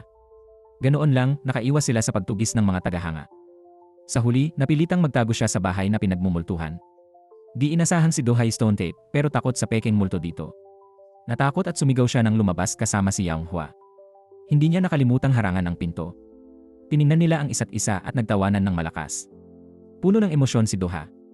Kung nabuhay sila ngayon, normal silang mag-asawa tulad ng iba. Pagkatapos ng buong araw, inihatid sila ni Manager Jong. Pagod si Yang Hua, tahimik na sumandal sa balikat ni Doha. Sa wakas, napanaginipan niya ang gabi ng kanilang kasal. Nakitang seryoso ang nobya, pinayuhan ni Doha na magpasaya. Ngumiti si Yang Hua, pinaalalahanan si Doha na mag-ingat pa rin. Hiniling ni Doha na tawagin siyang asawa. Ngumiti si Yang Hua at tumayo. Kapag nagsasalita ng ganoon, dapat ngumiti ng ganito. Nagmumuni-muni si Doha sa bakuran. Tuwing makikipagkamay siya, lahat ay nag-atubili sa huling sandali. Malapit na ang ika-30 kaarawan ni Yang Hua. Malapit na ring harapin ni Yang Hua ang kamatayan. Gusto niyang patayin si Yang Hua at muling mabuhay para hindi makita itong mamatay. Hindi lang si Doha, pati kapatid ni Junho ay gustong saktan si Yang Hua. Para iligtas ang kapatid, pinuntahan niya si Seok. Hiniling ng kalaban na sirain si Yang Hua dahil sa krimen nito noon. Naging tula ang multo at nasakop kay Junho kaya nawala si Yang Hua. Wala nang dahilan para umiiral ang jablong iyon. Pinabaliw ni Assistant Cho Juan ang kapatid ni Junho. Agad niyang pinasalamatan si Yang Hua sa pagligtas sa kanya sa apoy. Inanyayahan ni Cho Juan si Yang Hua sa kape habang nag-uusap sila. Hindi sinasadyang nabanggit ni Assistant Cho Juan ang tungkol sa multo. Gusto niyang ipaalala kay Yang Hua na ang mga namatay at naging espiritu ay masama, ngunit nakadikit pa rin sa mundo. Nang hindi siya pinaniwalaan, sinabi niya, ang nagiging multo ay kumakatawan sa pagsisisi at galit sa mundo ng tao. Ang multo na may hinanakit ay hindi maaaring maging mabait. Kung makakita ka ng multo, huwag kang maniwala sa kanilang mga kasinungalingan. Natakot si Yang Hua at hindi alam ang gagawin. Mabilis siyang nagpaalam at umalis na iniisip na ang mga salita ni Cho Juan ay tungkol kay Doha. Dumating ang kapatid ni Junho para makita si Doha. Gusto niyang kumpirmahin ang sinabi ni Assistant Seok. Sinuri niya si Doha at iminungkahi na bumalik si Yang Hua sa bombero para sa kanyang misyon. Kapag tumagal pa, mas lalala ang sitwasyon para kay Yang Hua. Mahigpit na tumanggi si Doha. Binalaan niya ang kapatid na huwag makialam sa kanyang mga gawain. Sila ni Yang Hua ay kailangan lang maghintay ng kaunti para matapos ang lahat. Napagtanto ng kapatid na may malalim na damdamin si Doha para kay Yang Hua. Sa tamang oras, dumating siya para kay Yang Hua. Balak niyang kausapin si Yang Hua tungkol sa pagbalik sa trabaho pero pinigilan siya ni Doha. Sinugatan ni Doha ang pisngi ng kanyang kapatid. Nang makita si Yang Hua, ayaw nilang mag-away. Agad nagpaalam ang kapatid niya at umalis. Pinayuhan ni Doha si Yang Hua na lumayo muna sa kanyang kapatid. May masamang kutob siya. Nagalit si Yang Hua nang malaman na kapatid pala ni Junho ang taong iyon. Hindi siya naniwala na sasaktan siya ng kapatid ni Junho. Labis na nadismaya si Yang Hua. Naisip niyang malungkot si Doha kaya gusto niyang makipag-date sa kanya. Hindi niya inasahan ang mga salitang iyon nang pumasok siya. Napabuntong hininga si Doha. Hindi niya masabi. Alam ni Yang Hua na malapit na siyang mamatay. Hinayaan lang niyang hindi siya maintindihan ni Yang Hua. Galit na umalis si Yang Hua at nakasalubong ang kapatid ni Junho. Bumili siya ng bendahe para dito. Tinulungan din niya itong gamutin ang sugat. Humingi siya ng tawad sa kapatid ni Junho para kay Doha. Nagrereklamo pa si Yang Hua kay Doha pero pinuri siya sa kapatid. Nag-iisip ang kapatid ni Junho. Humingi siya ng tulong kay Yang Hua para sa isang bagay. Ngayon, ang isip ni Doha ay puno ng ngiti ni Yang Hua. Ang galit ni Yang Hua noon at ngiti ngayon, ayaw niyang papasukin. Sinunod ni Yang Hua ang kahilingan ng kapatid ni Junho. Inanyayahan niya si Doha na maglakbay. Gusto raw ng kapatid na mag-iwan ng alaala bago mamatay si Junho. Dagdag pa, medyo awkward daw kapag magkasama ang magkapatid. Gusto niyang gamitin ni Yang Hua ang pangalan para ayain si Doha. Hindi niya binanggit ang tungkol sa kapatid. Naintindihan ni Yang Hua ang damdamin nito at pumayag agad. Kinaumagahan, dumating si Doha para sunduin si Yang Hua. Napansin niya si Isol sa sulok kaya agad niyang hinabol para pigilan. Galit na tiningnan siya ni Isol dahil sa pagkamatay ng idolo. Kilala rin ni Junho ang tao pero di lumabas pangalan niya sa balita. Si Isol naman ang naging paksa ng investigasyon, nakakuha ng pansin. Akala ni Isol, kapatid ni Junho ang nagbura ng pangalan sa balita. Binalaan ni Isol si Doha na di siya mag-iisa sa pagtitiis. Kahit mamatay siya, may hahanapin siyang masisisi para sa kanya. Hindi natatakot si Doha sa mga banta niya. Malapit na niyang tuluyang mawawala si Yang Hua. Maya-maya, sinundan ni Yang Hua si Doha, may dalang malalaking bag na awa si Doha, kaya agad niyang kinuha ang mga bagahe ni Yang Hua. Dumating sila sa campsite at nakita na nandoon din ang kapatid ni Junho. Napagtanto ni Doha na umalis na pala siya. Niloko siya ni Yang Hua na pumunta rito. Pagkakain, nag-usap ng pribado ang magkapatid. Nagdala ng tubig ang kuya para kay Doha. Ininom ito ni Doha ng walang pag-aalinlangan. Maya-maya, nahilo siya at bumagsak sa sahig. Nagpa siyang patayin si Doha at bawiin si Junho para mailigtas ang kapatid. Kahit patayin pa si Yang Hua, hindi siya mag-atubili. Ganap na namanipula ng assistant na si Chul Huan ang kapatid. Sabi ni Chul Huan, ang stone tape ay masamang espiritong gawa ni Yang Hua. Alam din ni Yang Hua ang tungkol sa stone tape. Tinutulungan niya ang espiritu kunin si Junho at mabuhay ng masaya. Lubos siyang naniwala sa mga salita ni Assistant Seok. Nang makoma si Doha, pinilit ng kuya si Yang Hua sa gilid ng bangin. Humihingi ng tawad sa kanya pero kailangan niyang kumilos laban kay Yang Hua. Sa huli, ang karma ni Yang Hua ang naging dahilan ng kasalukuyang sitwasyon. Nalito si Yang Hua at hindi naintindihan ang ibig sabihin ng kanyang kapatid. Biglang dumating si Doha at sumigaw, "Yang Hua!" Lumingon siya habang itinulak siya pababa ng kapatid. Mahigpit siyang kumapit sa gilid ng bangin para hindi mahulog. Unti-unting nanghina si Yang Hua. Bumalik din ang eksena sa sinaunang panahon. Nag-aalala si Yang Hua sa kanyang silid dahil malapit na siyang ikasal sa pumatay sa kanyang mga magulang. Naramdaman ni Doha ang lungkot ni Yang Hua kaya tinulungan siya maghanda at nagbigay ng paraan para makalaya. Nag-aalala si Yang Hua sa parusa kay Doha pero gusto rin niyang marinig kung dapat ba siyang umalis o manatili. Sinabi ni Doha na gusto niyang umalis si Yang Hua. Hindi ito matanggap ni Yang Hua kaya gusto niyang makipagsugal kay Doha. Pareho silang pumunta sa lawa. Sa gitna ng lawa may daang bato. Dumiretso ba si Doha sa kabila ng di lumingon? Pumayag siyang umalis. Ngunit inamin ni Doha na ayaw niyang iwan si Yang Hua. Agad namang pumayag si Doha. Unti-unti siyang naglakad pasulong. Sa kabila, nang di lumingon ang isa, nagpanik si Yang Hua at naghagis ng batong maliit kay Doha. Hindi pa rin kumilos si Doha. Isang bagay lang ang nasabi ni Yang Hua, kung di siya lumingon, dito na sila magwawakas. Malupit na di lumingon si Doha. Nagpatuloy siya sa paglakad. Bigla, niyakap ni Yang Hua si Doha mula sa likod. Pandaraya to pero di na alintana ni Yang Hua. Madalas niyang iniisip kung di sila magkaaway, mas masaya sila ngayon. Pero kung di sila magkaaway, di sila magkikita. Sa huli, nag-alinlangan siyang lumingon sa luha ang mga mata nito. Nanalo si Yang Hua sa pusta. Tinanong ni Doha kung pagsisisihan niya ito. Akala niya pero wala nang atrasan. Nang marinig ang sagot, hinalikan niya si Yang Hua. Hindi sila umuwi buong gabi. Humiga sila sa ilalim ng malaking puno. Kinantahan siya ni Yang Hua. Lubos ang saya ni Doha. Hinawakan at hinaplos niya ang kamay ni Yang Hua. Kasabay nito, hinila niya si Yang Hua sa bangin. Inilayo niya ito sa panganib. Niyakap siya ni Yang Hua, nagpasalamat sa pagligtas. Turing ni Yang Hua kay Doha ay anghel na tagapag-alaga. Ngayon, masigurado pa siya rito. Mahigpit siyang yumakap sa sandaling iyon. Ayaw na niyang iwan si Doha. Ipinagdasal niya na huwag siyang pababayaan. Nag-atubili si Doha matapos marinig ito. Tila hindi niya kayang saktan si Yang Hua ngayon. Nahimatay si Yang Hua dahil sa karamdaman. Dinala siya ni Doha sa ospital. Interesado siya sa sinabi ng kapatid ni Junho tungkol sa karma. Hindi maintindihan ni Yang Hua ang ibig sabihin. Bakit alam ng kapatid ang tungkol sa nakaraan niya? Habang nagsasalita, lumapit ang kapatid niya. Nakitang okay si Yanghua, agad siyang umalis. Agad na hinabol ni Doha. Sabi ng kapatid, may nagsabi raw na kung papatayin si Junghua, maliligtas si Junho. Sinabi ni Doha ang totoo, kahit saktan si Junghua, di na babalik ang kapatid niya. Walang buhay kapalit ng isa pa, para maging mas malinaw. Kung pumasok si Doha kay Junho, malamig na bangkay na sana si Junho. Pagkatapos, tumingin si Doha kay Junghua sa itaas. Narinig din niya ang usapan ng dalawa. Pagtalikod ni Doha, umalis agad ang kapatid. Tinanong niya si Assistant Chuluhan, bakit ka nagsinungaling? Patay na ba si Junho? Tumango si Chuluhan, sinabi pang hawak pa rin ang ilusyon. Akala ni Chuluhan maluloko niya ang kapatid na patayin si Junghua, pero basura lang pala tulad ni Taejo. Nagalit siya at itinulak ang kapatid ni Junho sa lupa, gustong patayin ito. Tumakbo ang kapatid sa elevator, pero mas mabilis si Chuluhan. Binuksan niya ito at ginamit ang lubid para hilahin pabalik sa silid. Nang marinig ni Junghua ang usapan, nalaman niyang may itinatago si Doha sa kanya. Patuloy niyang hinihiling kay Doha na kumpirmahin ang kwento ng karma. Napabuntong hininga si Doha. Sa loob ng 1,500 taon, walang magawa siyang pinanood si Junghua mamatay bago mag-30 taong gulang. Marahil ito ang sumpa ng Diyos sa kanya. Hindi naniniwala sa tadhana si Junghua. Narinig niya si Doha na may paraan daw para maalis ang sumpa. Agad niyang gustong malaman ang mga detalye. Alam niyang kailangan niyang patayin si Junghua para maalis ang sumpa, pero wala na siyang magagawa. Masasabi lang niya kay Junghua na hindi magagamit ang tanging paraan.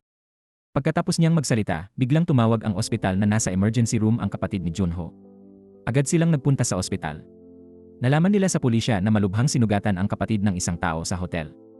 Hindi na nila alam kung makakaligtas pa sila o hindi. Habang nagtataka sila kung sino ang may gusto pumatay sa kapatid, biglang dumating ang abogado. Alam ng abogado na malubhang nasugatan si Minho at hindi makapagsalita ng maayos sa takot.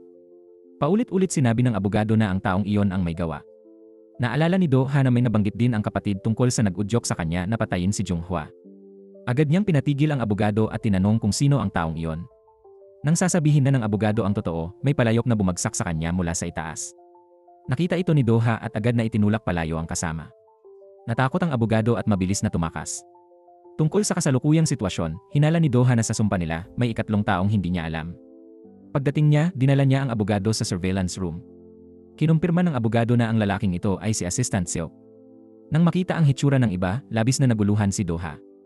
Bumalik ang oras 1,500 taon noon, sa unang gabi ng kasal nina Junghua at Doha. Tinawag ng amang nag-ampon kay Doha si Junghua. Gusto niyang malaman kung pinili niyang pakasalan ang pumatay sa kanyang ama dahil mahal niya ito. Galit na galit si Junghua. Hindi niya kailanman nakalimutan ang alitang ito. Ang pagpakasal kay Doha ay para personal na sirain ang kaaway. Napanatag ang amang nag-ampon nang marinig na may plano rin siyang patayin ang anak. Kung ang tapat na aso ay sumuway sa utos, hindi na ito maaaring panatilihin. Balak niyang ipadala si Doha sa digmaan pagkakasal nila at hayaang mamatay ng bayani. Pumasok si Junghua sa kwarto ni Doha, luhaan ang mga mata. Ikasal man sila o hindi, mahirap silang makatakas sa kamatayan. Tiyak na mabubuhay siya. Sa harap ni Junghua sa araw ng kasal, may kanya-kanyang iniisip sila. Itinaas nila ang kanilang mga tasa ng alak para uminom. Inilagay ni Doha ang kwintas na binhi ng lotus sa liig ni Junghua. Nangako siya, buhay man o kamatayan, si Junghua lang ang magiging asawa niya. Nagising si Junghua mula sa panaginip. Iniuwi siya ng ahente at ibinigay ang regalo mula sa kapatid ni Junho. Nabasag ni Junghua ang pulseras nang iligtas si Doha. Inutusan ng kapatid na gumawa ng kaparehong pulseras para kay Junghua. Naalala ni Junghua ang monghe na nagsabing babalik ang binhi ng lotus sa may-ari. Mukhang alam na ng monghe ang ilang detalye ng kwento. Para malinawan, pinuntahan ni Junghua ang monghe. Hindi niya alam anong kasalanan niya noon para isumpa ngayon. Ipinaalala lang ng monghe na baka makatulong ang damdamin niya kay Doha. Pauwi, naalala ni Junghua ang bawat sandali nila ni Doha. Naunawaan niyang nakatuon na pala ang puso niya kay Doha. Baka ang pagmamahal niya kay Doha ang makabasag sa sumpang ito. Nang kumalma si Yanghua, biglang lumitaw si Assistant Chulhuan at mumiting masama. Sinira ni Assistant Chulhuan ang relasyon nina Yanghua at Doha. Mabangis ang kanyang mukha, sinabi na si Doha ay muling nabuhay dahil kay Yanghua, nagdulot ng mala sa kanila ng 1,500 taon. Naalala ni Yanghua ang mga pasa sa liig ni Doha at tila naniwala sa sinabi ni Assistant Chulhuan. Parang nawalan siya ng lakas at mahina siyang bumagsak sa lupa. Hindi siya makapaniwalang nasaktan niya si Doha. Nakita ni Doha ang mukha ni Assistant Chulhuan sa siye. Bigla niyang naisip na may ikatlong tao sa pagitan nila ni Yanghua. Sa mga taong ito, lagi itong nagbabalak na saktan si Yanghua. Binigyan ni Doha ang abogado ng isang araw para hanapin si Assistant Chulhuan. Hindi alam ni Doha na si Assistant Chulhuan ay nagdurusa ng labis. Pakiramdam niya ay nauubos na ang kanyang oras. Kailangan niyang patayin si Yang Hua agad para matapos ito. Mabilis na dumating si Assistant Chul Huan kay Isil. Natapos si Doha, kumuha ng abogado, nakita si Yang Hua na nalilito sa daan. Muntik na siyang mabangga ng dumadaang kotse. Nakita ni Yang Hua na paparating si Doha. Nadama niya ang matinding pagkakasala. Sinubukan niyang lumayo sa kanya ng husto. Tumigil si Doha, umalis si Yang Hua. Tinalikuran na niya ang ideya na saktan siya. Gusto na lang niyang sundin ang kanyang puso. Gagawin niya ang lahat para protektahan si Yang Hua. Inihatid ni Doha si Yang Hua pauwi. Inaliw niya ito, may nahanap siyang ikatlong tao sa sumpa nila. Iyon ay si Assistant Silk. Nagulat si Yang Hua, sinabi ang tungkol kay Assistant Chul Huan. Sinabi rin niya na alam na ni Assistant Chul Huan ang kanilang nakaraang pagkakakilanlan. Naisip ni Yang Hua ang sinabi ni Assistant Chul Huan na pinatay niya si Doha noon. Agad siyang lumapit at itinaas ang damit nito. Nang makita ang sugat sa leg, biglang lumungkot ang kanyang kalooban. Malungkot niyang tinanong si Doha kung masakit ba nang siya'y namatay. Ayaw ni Doha alalahanin ang hindi malilimutang sakit na yon. Nagsalita siya ng ilang salita at umalis. Tiningnan ni Yang Hua si Doha at nakaramdam ng matinding pagkakasala. Umiyak siya ng mapait. Nangako siyang tiyak na imbestigahan ang sumpa ni Doha. Pinag-iisipan nila kung saan magsisimula at matatapos. Nang gabing iyon, nanaginip si Yang Hua tungkol sa 1,500 taon na ang nakalipas. Binigyan siya ng ampon na ama ni Doha ng lason para ihalo sa alak nito. Ang lason na to, walang kulay o amoy, magpapatigil sa kanya. Sa digmaan, mas mabagal siya. Doon, ang mga tauhan ng ampon niyang ama ay sasamantala, lihim na sasaktan si Doha. Di alam ng amang umampon na ang pag-ibig ni Yang Hua kay Doha ay lumampas sa galit sa pumatay sa mga magulang niya. Bumalik si Yang Hua sa kwarto. Tiningnan si Doha, masaya pero nag-aalala at malungkot. Sabi ni Doha, kahit anong hirap basta magkasama sila, ayos lang. Pumunta si Yang Hua sa kusina para kumuha ng pagkain para kay Doha. May nakita siyang pagkain na dadalhin sana sa kwarto ng amang umampon kay Doha. Pinaalis niya ang katulong at lihim na nilagyan ng lason ang alak na para dapat kay Doha. Hating gabi, nang natulog na si Doha, hawak ni Yang Hua ang espadang jade, tahimik na pumunta sa kwarto ng amang umampon. Nang tumigas ang mga paa ng kalaban, agad itong pinatay niya. Labis na nasaktan ang amang nag-ampon sa kanya. Bago namatay, sinumpa niya si Yang Hua na lagi niya itong hahanapin sa bawat buhay. Paulit-ulit niya itong pahihirapan at papatayin. Bigla namang nagising si Doha mula sa kanyang panaginip. Nang mabalitaan mula sa bantay, dali-dali siyang pumunta sa silid ng ama. Natuklasan niyang wala ng buhay ang kanyang amang nag-ampon. Sa tabi nito ay ang jade na espada ni Yang Hua. Agad namang dinala si Yang Hua sa harap ni Doha. Hindi siya natakot at handa na siyang mamatay. Hinintay niya si Doha na patayin siya. Labis na nadismaya si Doha at inilabas ang espada para itutok kay Yang Hua. Ngunit pinutol lang niya ang lubid na nakatali kay Yang Hua. Ngayon ay patay na ang kanyang amang nag-ampon. Ipinahayag ni Doha na siya na ang amo ng pamilyang ito. Pinalayas niya ang mga bantay sa kabila ng galit ng lahat. Umalis na si Yang Hua. Tinanong ni Doha ang asawa kung bakit niya ginawa iyon. Inamin ni Yang Hua ang totoo tungkol sa plano ng ama ni Doha. Ayaw niyang mamatay ang mahal niya sa digmaan. Ngayon, nagpasya siyang magtiis at pumunta sa impyerno para sa kanya. Kung mahuli siya, wala nang kinalaman si Doha dito. Ngunit nasangkot na rin si Doha. Simula nang mahulog kay Yang Hua, nagsimula na ang kanilang tadhana. Inaliw ni Doha si Yang Hua na haharapin niya ang lahat ng maayos. Pagkatapos ng pag-aliw, nakatulog si Yang Hua. Kinuha niya ang espada at lumabas. Sa labas, puno ng tapat na gwardiya ng amang ampon ni Doha. Hiningi nila kay Doha na isuko ang mamamatay tao. Walang takot na binunot ni Doha ang espada at pinatay ang mga gwardiya. Nagising si Yang Hua at nakitang wala na si Doha. Ang kanyang katawan ay puno ng dugo. Bumalik siya sa palasyo pero nakita lang ang mga bangkay ng gwardiya. Pinuna ng mga tao si Doha sa pagprotekta sa asawang umatake sa ama. Nilipol niya ang lahat ng tapat na gwardiya sa palasyo. Nang marinig ito, halos bumagsak si Yang Hua. Mabuti na lang at dumating si Doha para ilayo siya. Nang malaman ito, iniutos ng gobyerno ang pag-aresto sa kanila. Inutusan nila ang mga sundalo na hulihin silang dalawa. Nagtatago sina Doha at Yang Hua sa lahat ng dako. Napaluha at nasasaktan si Yang Hua. Hindi niya inasahan na ganito ang mangyayari. Gusto niyang iligtas si Doha at alisin ang impyerno pero hindi niya inasahang ilalagay niya ito sa impyerno. Kailangan nilang maging malupit sa maraming inosenteng tao. Ayaw na niyang makaranas ng ganoong sakit. Inaliw ni Doha ang asawa na kung makatakas sila at bumalik sa daigaya, makakapagsimula silang muli. Hinalikan ni Doha si Yang Hua, tumayo at pinatay ang mga sundalong nakapalibot sa kanila. Kinuha ni Yang Hua ang espada sa lupa at may pumasok na ideya sa kanyang isip. Minsan ay sinabi ni Doha na nasa bilangguan siya. Gusto niyang patayin siya ni Yang Hua para matapos na ang lahat. Naisip niya na kung magkasama sila, hindi makakatakas si Doha. Sinabi ni Yang Hua na mahal niya si Doha, tapos nagpa siyang patayin nito. Nagising si Yang Hua sa panaginip, puno ng luha ang kanyang mukha. Hindi siya makapaniwalang pinatay niya si Doha at itinulak sa kailaliman, kaya nagdusa ito ng 1,500 taon. Umiyak nang mapait si Yang Hua at pinuntahan si Doha. Paulit-ulit niyang sinasabi, patawad. Inamin niya ang pagpatay noon. Kasabay nito, dumating si Assistant Chill Huan sa bahay ni Doha. Nalaman ni Yang Hua ang totoo at umiyak ng labis. Ipinagtapat niya kay Doha na gusto siyang iligtas sa impyerno. Pareho silang nagkamali sa simula pa lang. Hindi sang-ayon si Doha sa pag-isip ni Yang Hua. Dahil sa kanya, nakatakdang mahulog sa impyerno at magdusa. Bilang kasintahan, paano niya hahayaang mapunta sa impyerno? Tumakbo palabas si Yang Hua na umiiyak. Hinabol siya ni Doha. Sa 1,500 taon, nakita niya ang tunay na pagmamahal ni Yang Hua. Ngayon, alam niyang mamahalin niya ito kahit saan man sila. Sasabihin sana ni Yang Hua ang isang bagay nang makita ang kaibigan. Pareho silang nag-alala tungkol sa nakaraan. Nakita ni Doha si Assistant Chill Huan sa malayo. Biglang sumakit ng todo ang sugat niya. Mabilis niyang sinabihan si Yang Hua na umuwi agad. Pagkatapos, hinabol niya si Assistant Chill Huan. Tumingin si Doha sa paligid, di nakita ang assistant. Bigla, may tunog ng preno mula sa gawin ni Yang Hua. Tumakbo si Doha papunta roon.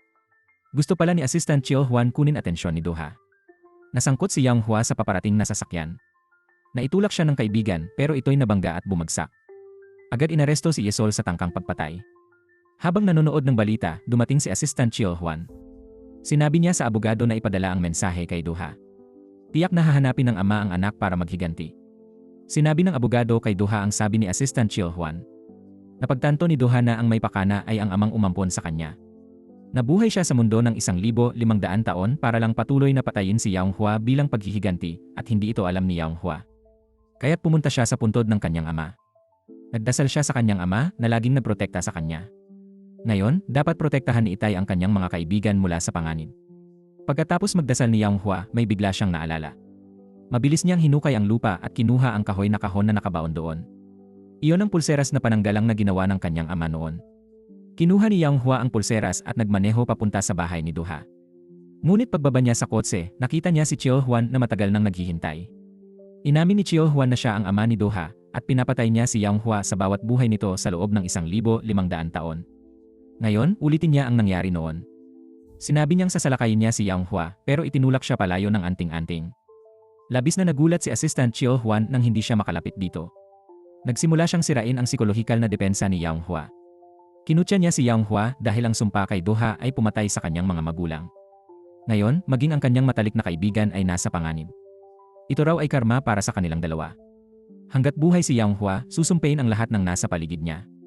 Noon pa man, sinaktan ni Doha ang maraming tao dahil kay Yang Hua. Ang mga salitang binitawan niya ay labis na nagpasakit kay Yang Hua. Agad sinabi ni Yang Hua kay Doha, si Chill Huan ay sinapian ng amang umampon sa kanya. Nag-aalala si Yang Hua kung saan sila pupunta ni Doha. Kung mabuhay siya ng isang araw, malalagay sa panganib ang mga nasa paligid niya. Dinala niya ito sa bahay at gustong maghanda ng pagkain para sa kanya. Hinila ni Yang Hua si Doha pabalik. Talagang kailangan niya ng kasama sa mga oras na ito.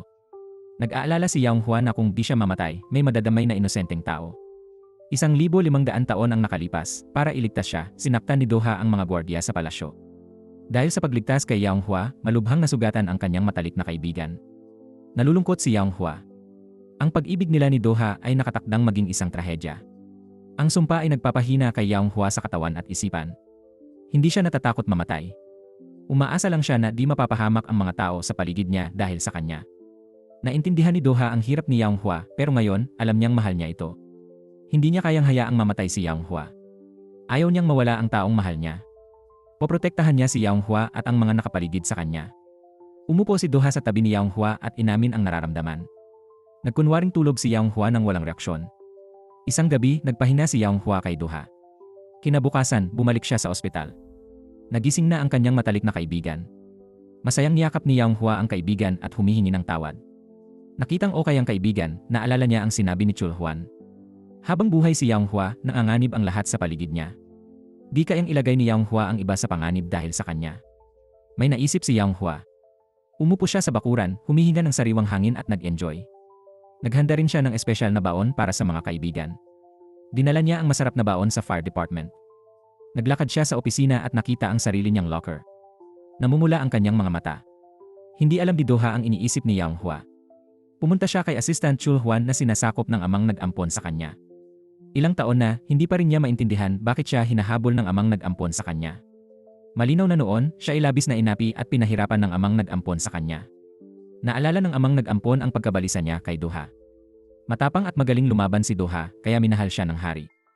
Sinabi ng hari sa amang nag-ampon na ipapasa niya ang trono kay Do Ha. Mula noon, naging mapagbantay ang amang nag-ampon kay Do Ha. Nang pumasok si Yang Hua sa palasyo, naghimagsik si Do Ha para sa kanyang mahal. Hindi nasiyahan ng amang nag-ampon, tinuring si Do Ha na parang alagang tuta. Tumahimik ang amang nag-ampon, hindi ipinaliwanag ang dahilan kay Do Ha. Hindi niya masabi dahil takot siyang bantaan ni Do Ha ang kanyang posisyon. Sa pagsagot niya ng ganoon, mukha siyang duwag. Binigyang diin ng amang nag-ampon, kahit di ako kumilos, kaya kong impluwensyahan si Yang Hua. Sa bawat buhay, di matatakasan ni Yang Hua ang kamatayan. Nakita ang masamang mukha ng ama, sinunggaban ni Do Ha ang liig nito at binalaan, kahit sino ka man, hahanapin at pupuksain kita. Hindi niya hahayaang maging banta ito kay Yang Hua.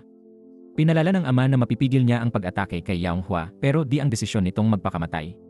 Pagkasabi nito, bigla siyang kumuha ng paso at hinampas sa ulo ni Do Ha. Tapos kinuha niya ang pasong malapit at inihagis sa likod ni Do Ha. Tuwang-tuwa ang amang nag-ampon. Ang plano niya ay gamitin ang mga tao para bantaan si Yang Hua at itulak siya sa bangin. Nagmadaling bumalik si Do Ha sa ospital. Binigay ng kaibigan kay Do Ha ang relic na ipinasa ni Yang Hua, isang sulat at anting-anting. Sinulat ni Yang Hua na gusto niyang itama ang maling kapalaran. Kung hindi siya humingi ng proteksyon nang iligtas si Juno sa Ilog Han, baka hindi nangyari ang trahedya. Pagkabasa nito, agad tumakbo si Do Ha sa Ilog Han. Handa na si Yang Hua na tapusin ang lahat. Umupo siya sa tabi ng Ilog Han. Hindi na niya kaya ang lahat. Narinig niya ang malakas na usapan at tawa sa isip niya. Umiyak si Yang Hua. Patuloy niyang inaliw ang sarili. Hindi niya pinagsisihan ang desisyon na pumunta sa tubig. Dumating si Do Ha sa tamang oras at lumitaw sa likod ni Yang Hua. Tumalikod si Yang Hua kay Do Ha. Ayaw niyang magpapilit sa kanya. Sabi ni Do Ha, hindi ganoon ang nangyari. Dinala niya ang hangarin na patayin si Yang Hua, pero sa huli, siya ang naantig. Naisip niya, ang pagkikita nila ay parang pinili niya ang pinakaswerte sa mga malas. Tumaya si Do Ha kung kaya ni Yang Hua mamatay ng walang pagsisisi, gaya noon. Lumapit si Do Ha at niyakap si Yang Hua. Inamin ni Yang Hua na ayaw niya talagang mamatay. Nag-aalala siya na mahulog muli kay Do Ha at maulit ang trahedya, pero di mapigil. Hindi niya mapigilan ang pagmamahal kay Do Ha. Gusto niyang mabuhay kasama si Do Ha, nangako si Do Ha. Tiyak siyang maghahanap ng paraan para baguhin ang tadhana upang magpatuloy silang mabuhay. Pagkatapos magsalita, tumalikod si Yang Hua. Hinalikan ni Do Ha ang taong mahal niya. Matapos kumpirmahin ang kanilang damdamin, naglakad sila sa Han River at nagtamasa ng matamis na sandali. Sa huling sandaling ito, habang tinitingnan ang kumikislap na lawa, naalala ni Yang Hua na si Do Ha ang nagligtas sa kanya nang malapit siyang malunod. Ipinagmalaki ni Do Ha na siya ang anghel na tagapag-alaga ni Yang Hua at sila'y naghalikan ng ilang beses. Nahiya si Yang Hua kaya tumalikod siya at mabilis na umalis. Habang nagtamasa sila ng kaligayahan, humina ng humina ang katawan ni Assistant Chul Huan. Matapos niyang sipsipin ang mga kaluluwan ng mga dumadaan, tahimik siyang nangakong pabilisin ang pagpatay kay Yang Hua. Isang araw, pumunta si Do Ha sa templo para makipagkita sa monghe. Dumiretso siya sa punto, gusto niyang malaman paano pupuksain ang masamang espiritu ng kanyang ama-amahan. Hindi direktang sumagot ang matandang guro, pero ipinaalala na ang tape o diablo ay may pagkahumaling sa puso, kaya patuloy silang nabubuhay at ayaw umalis sa mundong ito. Kapag nalaman niya ang pinagkakaabalahan ng diablo, maaari niyang sirain ang kaaway. Naliwanagan si Do Ha. Umalis siya sa templo. Habang nag-iisip, tumawag ang kinatawan. Malubha raw ang kapatid niya. Kasama si Yang Hua, pumunta sila sa ospital. Pagdating ni Yang Hua, sinabi ng nurse na ayos lang ang kapatid. Nagtataka siya, kaya tiningnan niya ang kwarto at nakita si Assistant Chul Huan na matagal nang naghihintay. Gusto ni Chul Huan patayin si Yang Hua, pero hindi magawa dahil may anting-anting ito, kaya binantaan niya ang buhay ng kapatid ni Junho. Ginamit niya ang scalpel para saksakin ang kapatid sa harap ni Yang Hua. Sumugod si Yang Hua para gamitin ang amulet bilang pananggalang sa kapatid. Isinuot niya ang anting-anting sa kamay ng kapatid ni Junho at inakay si Chul Huan sa hagdan. Nang malapit nang maabutan ng katulong, itinulak ni Chul Do Ha si Yang Hua sa kabilang pasilyo. Nag-isa si Do Ha na humarap sa kanya. Bago yon, nakinig si Do Ha sa mga salita ng monghe. Bigla niyang naunawaan ang balak ng amang umampon sa kanya na patayin si Yang Hua bago mag-30. Habang papalapit si Yang Hua sa 30, humihina ng humihina ang masamang espiritu ng kanyang ampon na ama. Papatayin niya si Yang Hua bago sumapit ang ika-30 kaarawan nito. Kaya nag-aalala ang amang umampon at gustong patayin agad si Yang Hua. Dapat niyang protektahan ito hanggang 30 para matigil ang sumpa. Kahit na nawala siya kalaunan, wala namang pinagsisihan si Do Ha. Matapos magsalita, itinulak niya si Chul Juan at tumakas kasama si Yang Hua. Walang tigil na hinahabol sila ni Assistant Chul Juan. Nang malapit na silang maabutan, may kotse na huminto para sunduin sila. Napanood lang ni Chul Juan ang kanilang pagtakas. Pumunta siya sa ospital pero nadatnan na dinala na ng kaibigan ni Yang Hua ang kapatid ni Junho. Galit na sumunod siya pero nawala rin ang ambulansya sa paningin niya. Dinala sila ng abogado sa ligtas na lugar at pinayuhang magtago muna. Ang abogado ay tatakas din sa lugar na hindi mahahanap ni Chul Juan. Ang tinutukoy pala ng abogado ay ang bilangguan. Nagsumbong siya sa pulis at inihayag na si Chul Juan ang umatake sa kapatid ni Junho. Umamin ang abogado sa pulis na pinatay niya si Taijo, ngunit hindi niya inasahan na siya ay arestado na pala. Dumating si Assistant Chul Juan sa lugar. Pinatay niya ang maraming gwardiya at pumunta sa selda para alamin kung nasaan si Yang Hua. Nag-alala ang duwag na abogado na papatayin siya ni Chul Juan, kaya sinabi na lang niya kung saan pupunta si Yang Hua. Sa oras na yon, sina Doha at Yang Hua ay nasa liblib na lugar na. Pagod na si Yang Hua at nakatulog sa kotse. Hinawakan ni Doha ang kanyang kamay. Bigla niyang nakita ang panaginip nito. Matapos patayin ni Yang Hua si Doha, nasaktan siya ng todo at inilagay ang kutsilyo sa kanyang leg. Bigla, nagsalita si Doha para pigilan siya. Nakiusap siya kay Yang Hua na huwag mamatay, kundi mabuhay ng maayos. Umiyak si Yang Hua, nawalan na ng lakas ng loob na gamitin ang espada. Dahan-dahang nagising si Yang Hua at tiningnan si Doha na may pulang mga mata sa harap niya. Hinawakan niya ang kamay nito at nakiusap na huwag siyang iwan. Pagkatapos, namuhay silang dalawa ng masaya magpakailanman. Medyo nalito si Doha. Pinrotektahan niya si Yang Hua hanggang 30 anyos ito, tapos alis na rin siya. Pero ngayon, sa harap ni Yang Hua na may nag-aapoy na mata, hindi niya sinabi ang totoo. Ilang araw pa, nanirahan sila sa liblib na probinsya. Namuhay sila ng normal at masaya bilang mag-asawa. Magkasama silang namimili at nagsusuot ng murang peres na singsing, hindi napansin ang pulis na si Chul Juan na humabol sa kanila. Kinagabihan, nagtipon ang mga tao para batiin si Yang Hua sa kanyang ika-30 kaarawan. Bigla, namatay ang ilaw at lumitaw si Assistant Chul Juan na may malungkot na mukha. Tumakbo siya sa mesa, pinutol ang cake at sumugod papunta kay Doha. Naglaban ang dalawa. Mabilis na inilabas ng kaibigan ni Yang Hua siya sa likurang pinto. Itinulak ni Assistant Chul Juan si Doha pababa sa mesa. Tatayo na sana siya, ngunit may mabigat na nahulog mula sa bubong, nawalan siya ng malay. Hindi pinansin ni Chul Juan si Doha at kumuha ng sandata para hanapin si Yang Hua. Noon, napansin ng kaibigan na nahulog ang susi ng kotse sa loob ng bahay. Sinabi lang ni Yang Hua sa kaibigan na hintayin siya. Pagkatapos ay bumalik siya sa bahay para kunin ang susi. Nang umalis si Yang Hua, nakita ng kaibigan ang madilim na anino at sumigaw sa takot. Nang tumingin siya ng mabuti, nakita niyang gising na ang kuya ni Joon-o, nakatitig sa anting-anting na binigay ni Yang Hua at umiiyak. Pagkatapos, nagmaneho siya para hanapin sina Doha at Yang Hua. Bigla, nakita nila si Assistant Chul Juan na sinasaksak si Yang Hua gamit ang isang sandata. Tumakbo ang kuya ni Joon-o para protektahan si Yang Hua. Natumba si Assistant Chul Juan dahil sa anting-anting. Nakita ni Chul Juan ang sirang anting-anting at tumawa, alam na walang proteksyon si Yang Hua. Kaya't itinaas ni Chul Juan ang gunting para patayin siya. Buti na lang, dumating si Doha agad para ipagtanggol si Yang Hua. Kinuha ni Doha ang gunting mula kay Chul Juan at itinulak siya. Tumawa si Chul Juan at sinabi, alam mong mamamatay ka, bakit mo pa pinoprotektahan si Yang Hua? Pag namatay ako, wala ka ng dahilan para mabuhay. Mawawala ka rin kasama ko. Naunawaan ni Yang Hua na ang pagiging bato ni Doha noong 1,500 ay para protektahan siya. Assistant Chul Juan, ito rin ang dahilan kung bakit naging bato si Doha. Namumula ang mga mata ni Yang Hua. Mahigpit niyang niyakap si Doha at ayaw siyang pakawalan. Inalis ni Doha ang kamay ni Yang Hua at sumugod kay Assistant Chul Juan, pinatay siya. Pagkatapos, bumagsak si Doha sa mga bisig ni Yang Hua bago namatay sa harap niya, parang kislap ng ilaw. Lumitaw ang mga alaala ng 1,500 taon, 2 taong nagkita at umibig. Namuhay sila ng normal at masaya ng magkasama. Ngumiti si Doha, kahit puno ng kasawian ang kanyang mahabang buhay. Ngunit mula nang makilala si Yang Hua, naramdaman niya ang tunay na ligaya. Tiningnan ni Yang Hua si Doha na malapit nang mawala at umiyak ng labis. Hindi nagtagal, nagising si Yang Hua sa kama ng ospital mula sa kanyang koma. Pumasok si Doha sa kanyang panaginip. Sinabi niya kay Yang Hua na sisikat din ang buwan sa araw, hindi lang ito napapansin ng mga tao. Siya'y magiging buwan sa langit at liliwanag para kay Yang Hua. Mananatili siya sa piling nito magpakailanman. Nang magising si Yang Hua, sinabi ng kaibigan niya na ngayon ang libing ni Joon-o. Agad tumulo ang luha niya, ngunit isang himala ang nangyari sa oras na yon. Dapat nasa morgue si Joon-o, pero normal lang sa sarili niyang libing. Natanggap ni Yang Hua ang balita at nagmadaling pumunta sa punerarya. Niyakap niya si Joon-o na bumalik mula sa kabilang buhay. Nagulat si Joon-o sa kakaibang babae, nakitang hindi siya nakilala nito. Medyo nalungkot si Yang Hua. Umalis siya sa punerarya. Ang magagandang alaala nilang dalawa ay nakalimutan ni John-O. Hindi napigilan ni Yang Hua ang pag-iyak sa bus stop. Sa isang kisap mata, 1 taon na ang lumipas. Sa loob ng 1 taon, sumailalim si John-O sa chemotherapy. Unti-unti nang gumagaling ang cancer. Tutok din siya sa paggawa ng Mii shows. Bumalik si John-O sa dating buhay, pero may isang bagay na bumabagabag sa kanya tuwing gising. Lagi niyang naiisip ang pangalang Yang Hua. Hinahanap ni John-O ang nawawala niyang alaala. Sabi ng kapatid, minsan mabuti ang pagkalimot. Kung di mo maalala, wag mong pilitin. Nang tumigil ang kapatid, hindi na nagtanong pa si John-O. Isang araw, may nakita siyang kahon na may litrato nila ni Yang Hua. Kinuha ni John-O ang litrato at tinanong ang kapatid. Sabi ng kapatid, si Yang Hua ang nagligtas at naging bodyguard niya. Ngayon, balik na siya sa trabaho bilang bombero. Nang marinig yon, naalala ni John-O na binaluktot ni Yang Hua ang braso niya. Tuwing masakit ang tiyan mo, gusto na niyang sumuko. Pero bigla, may tinig sa puso niya na nagsabing huwag sumuko. Dapat siyang magpatuloy sa buhay.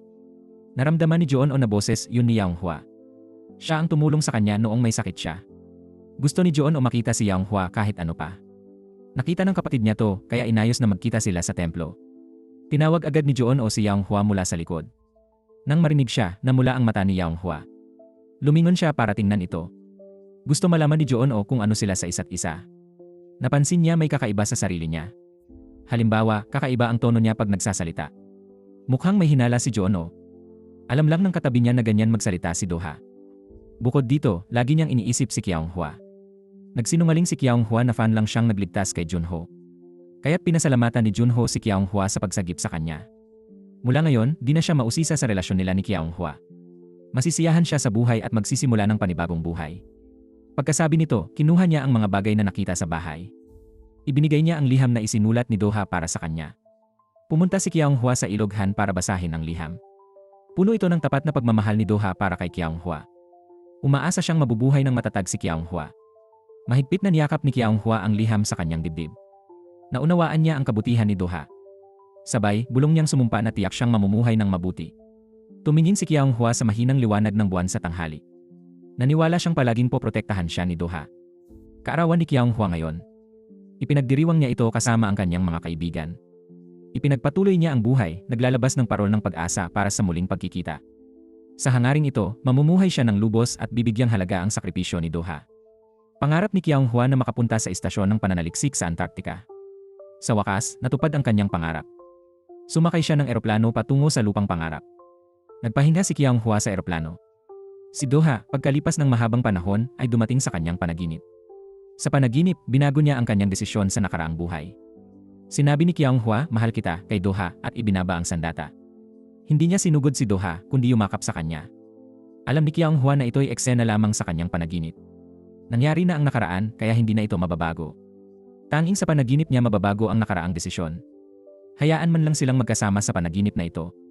Niyakap ni Do-ha si Kyung Hwa. Biglang may mga palasong lumipad mula sa paligid nila.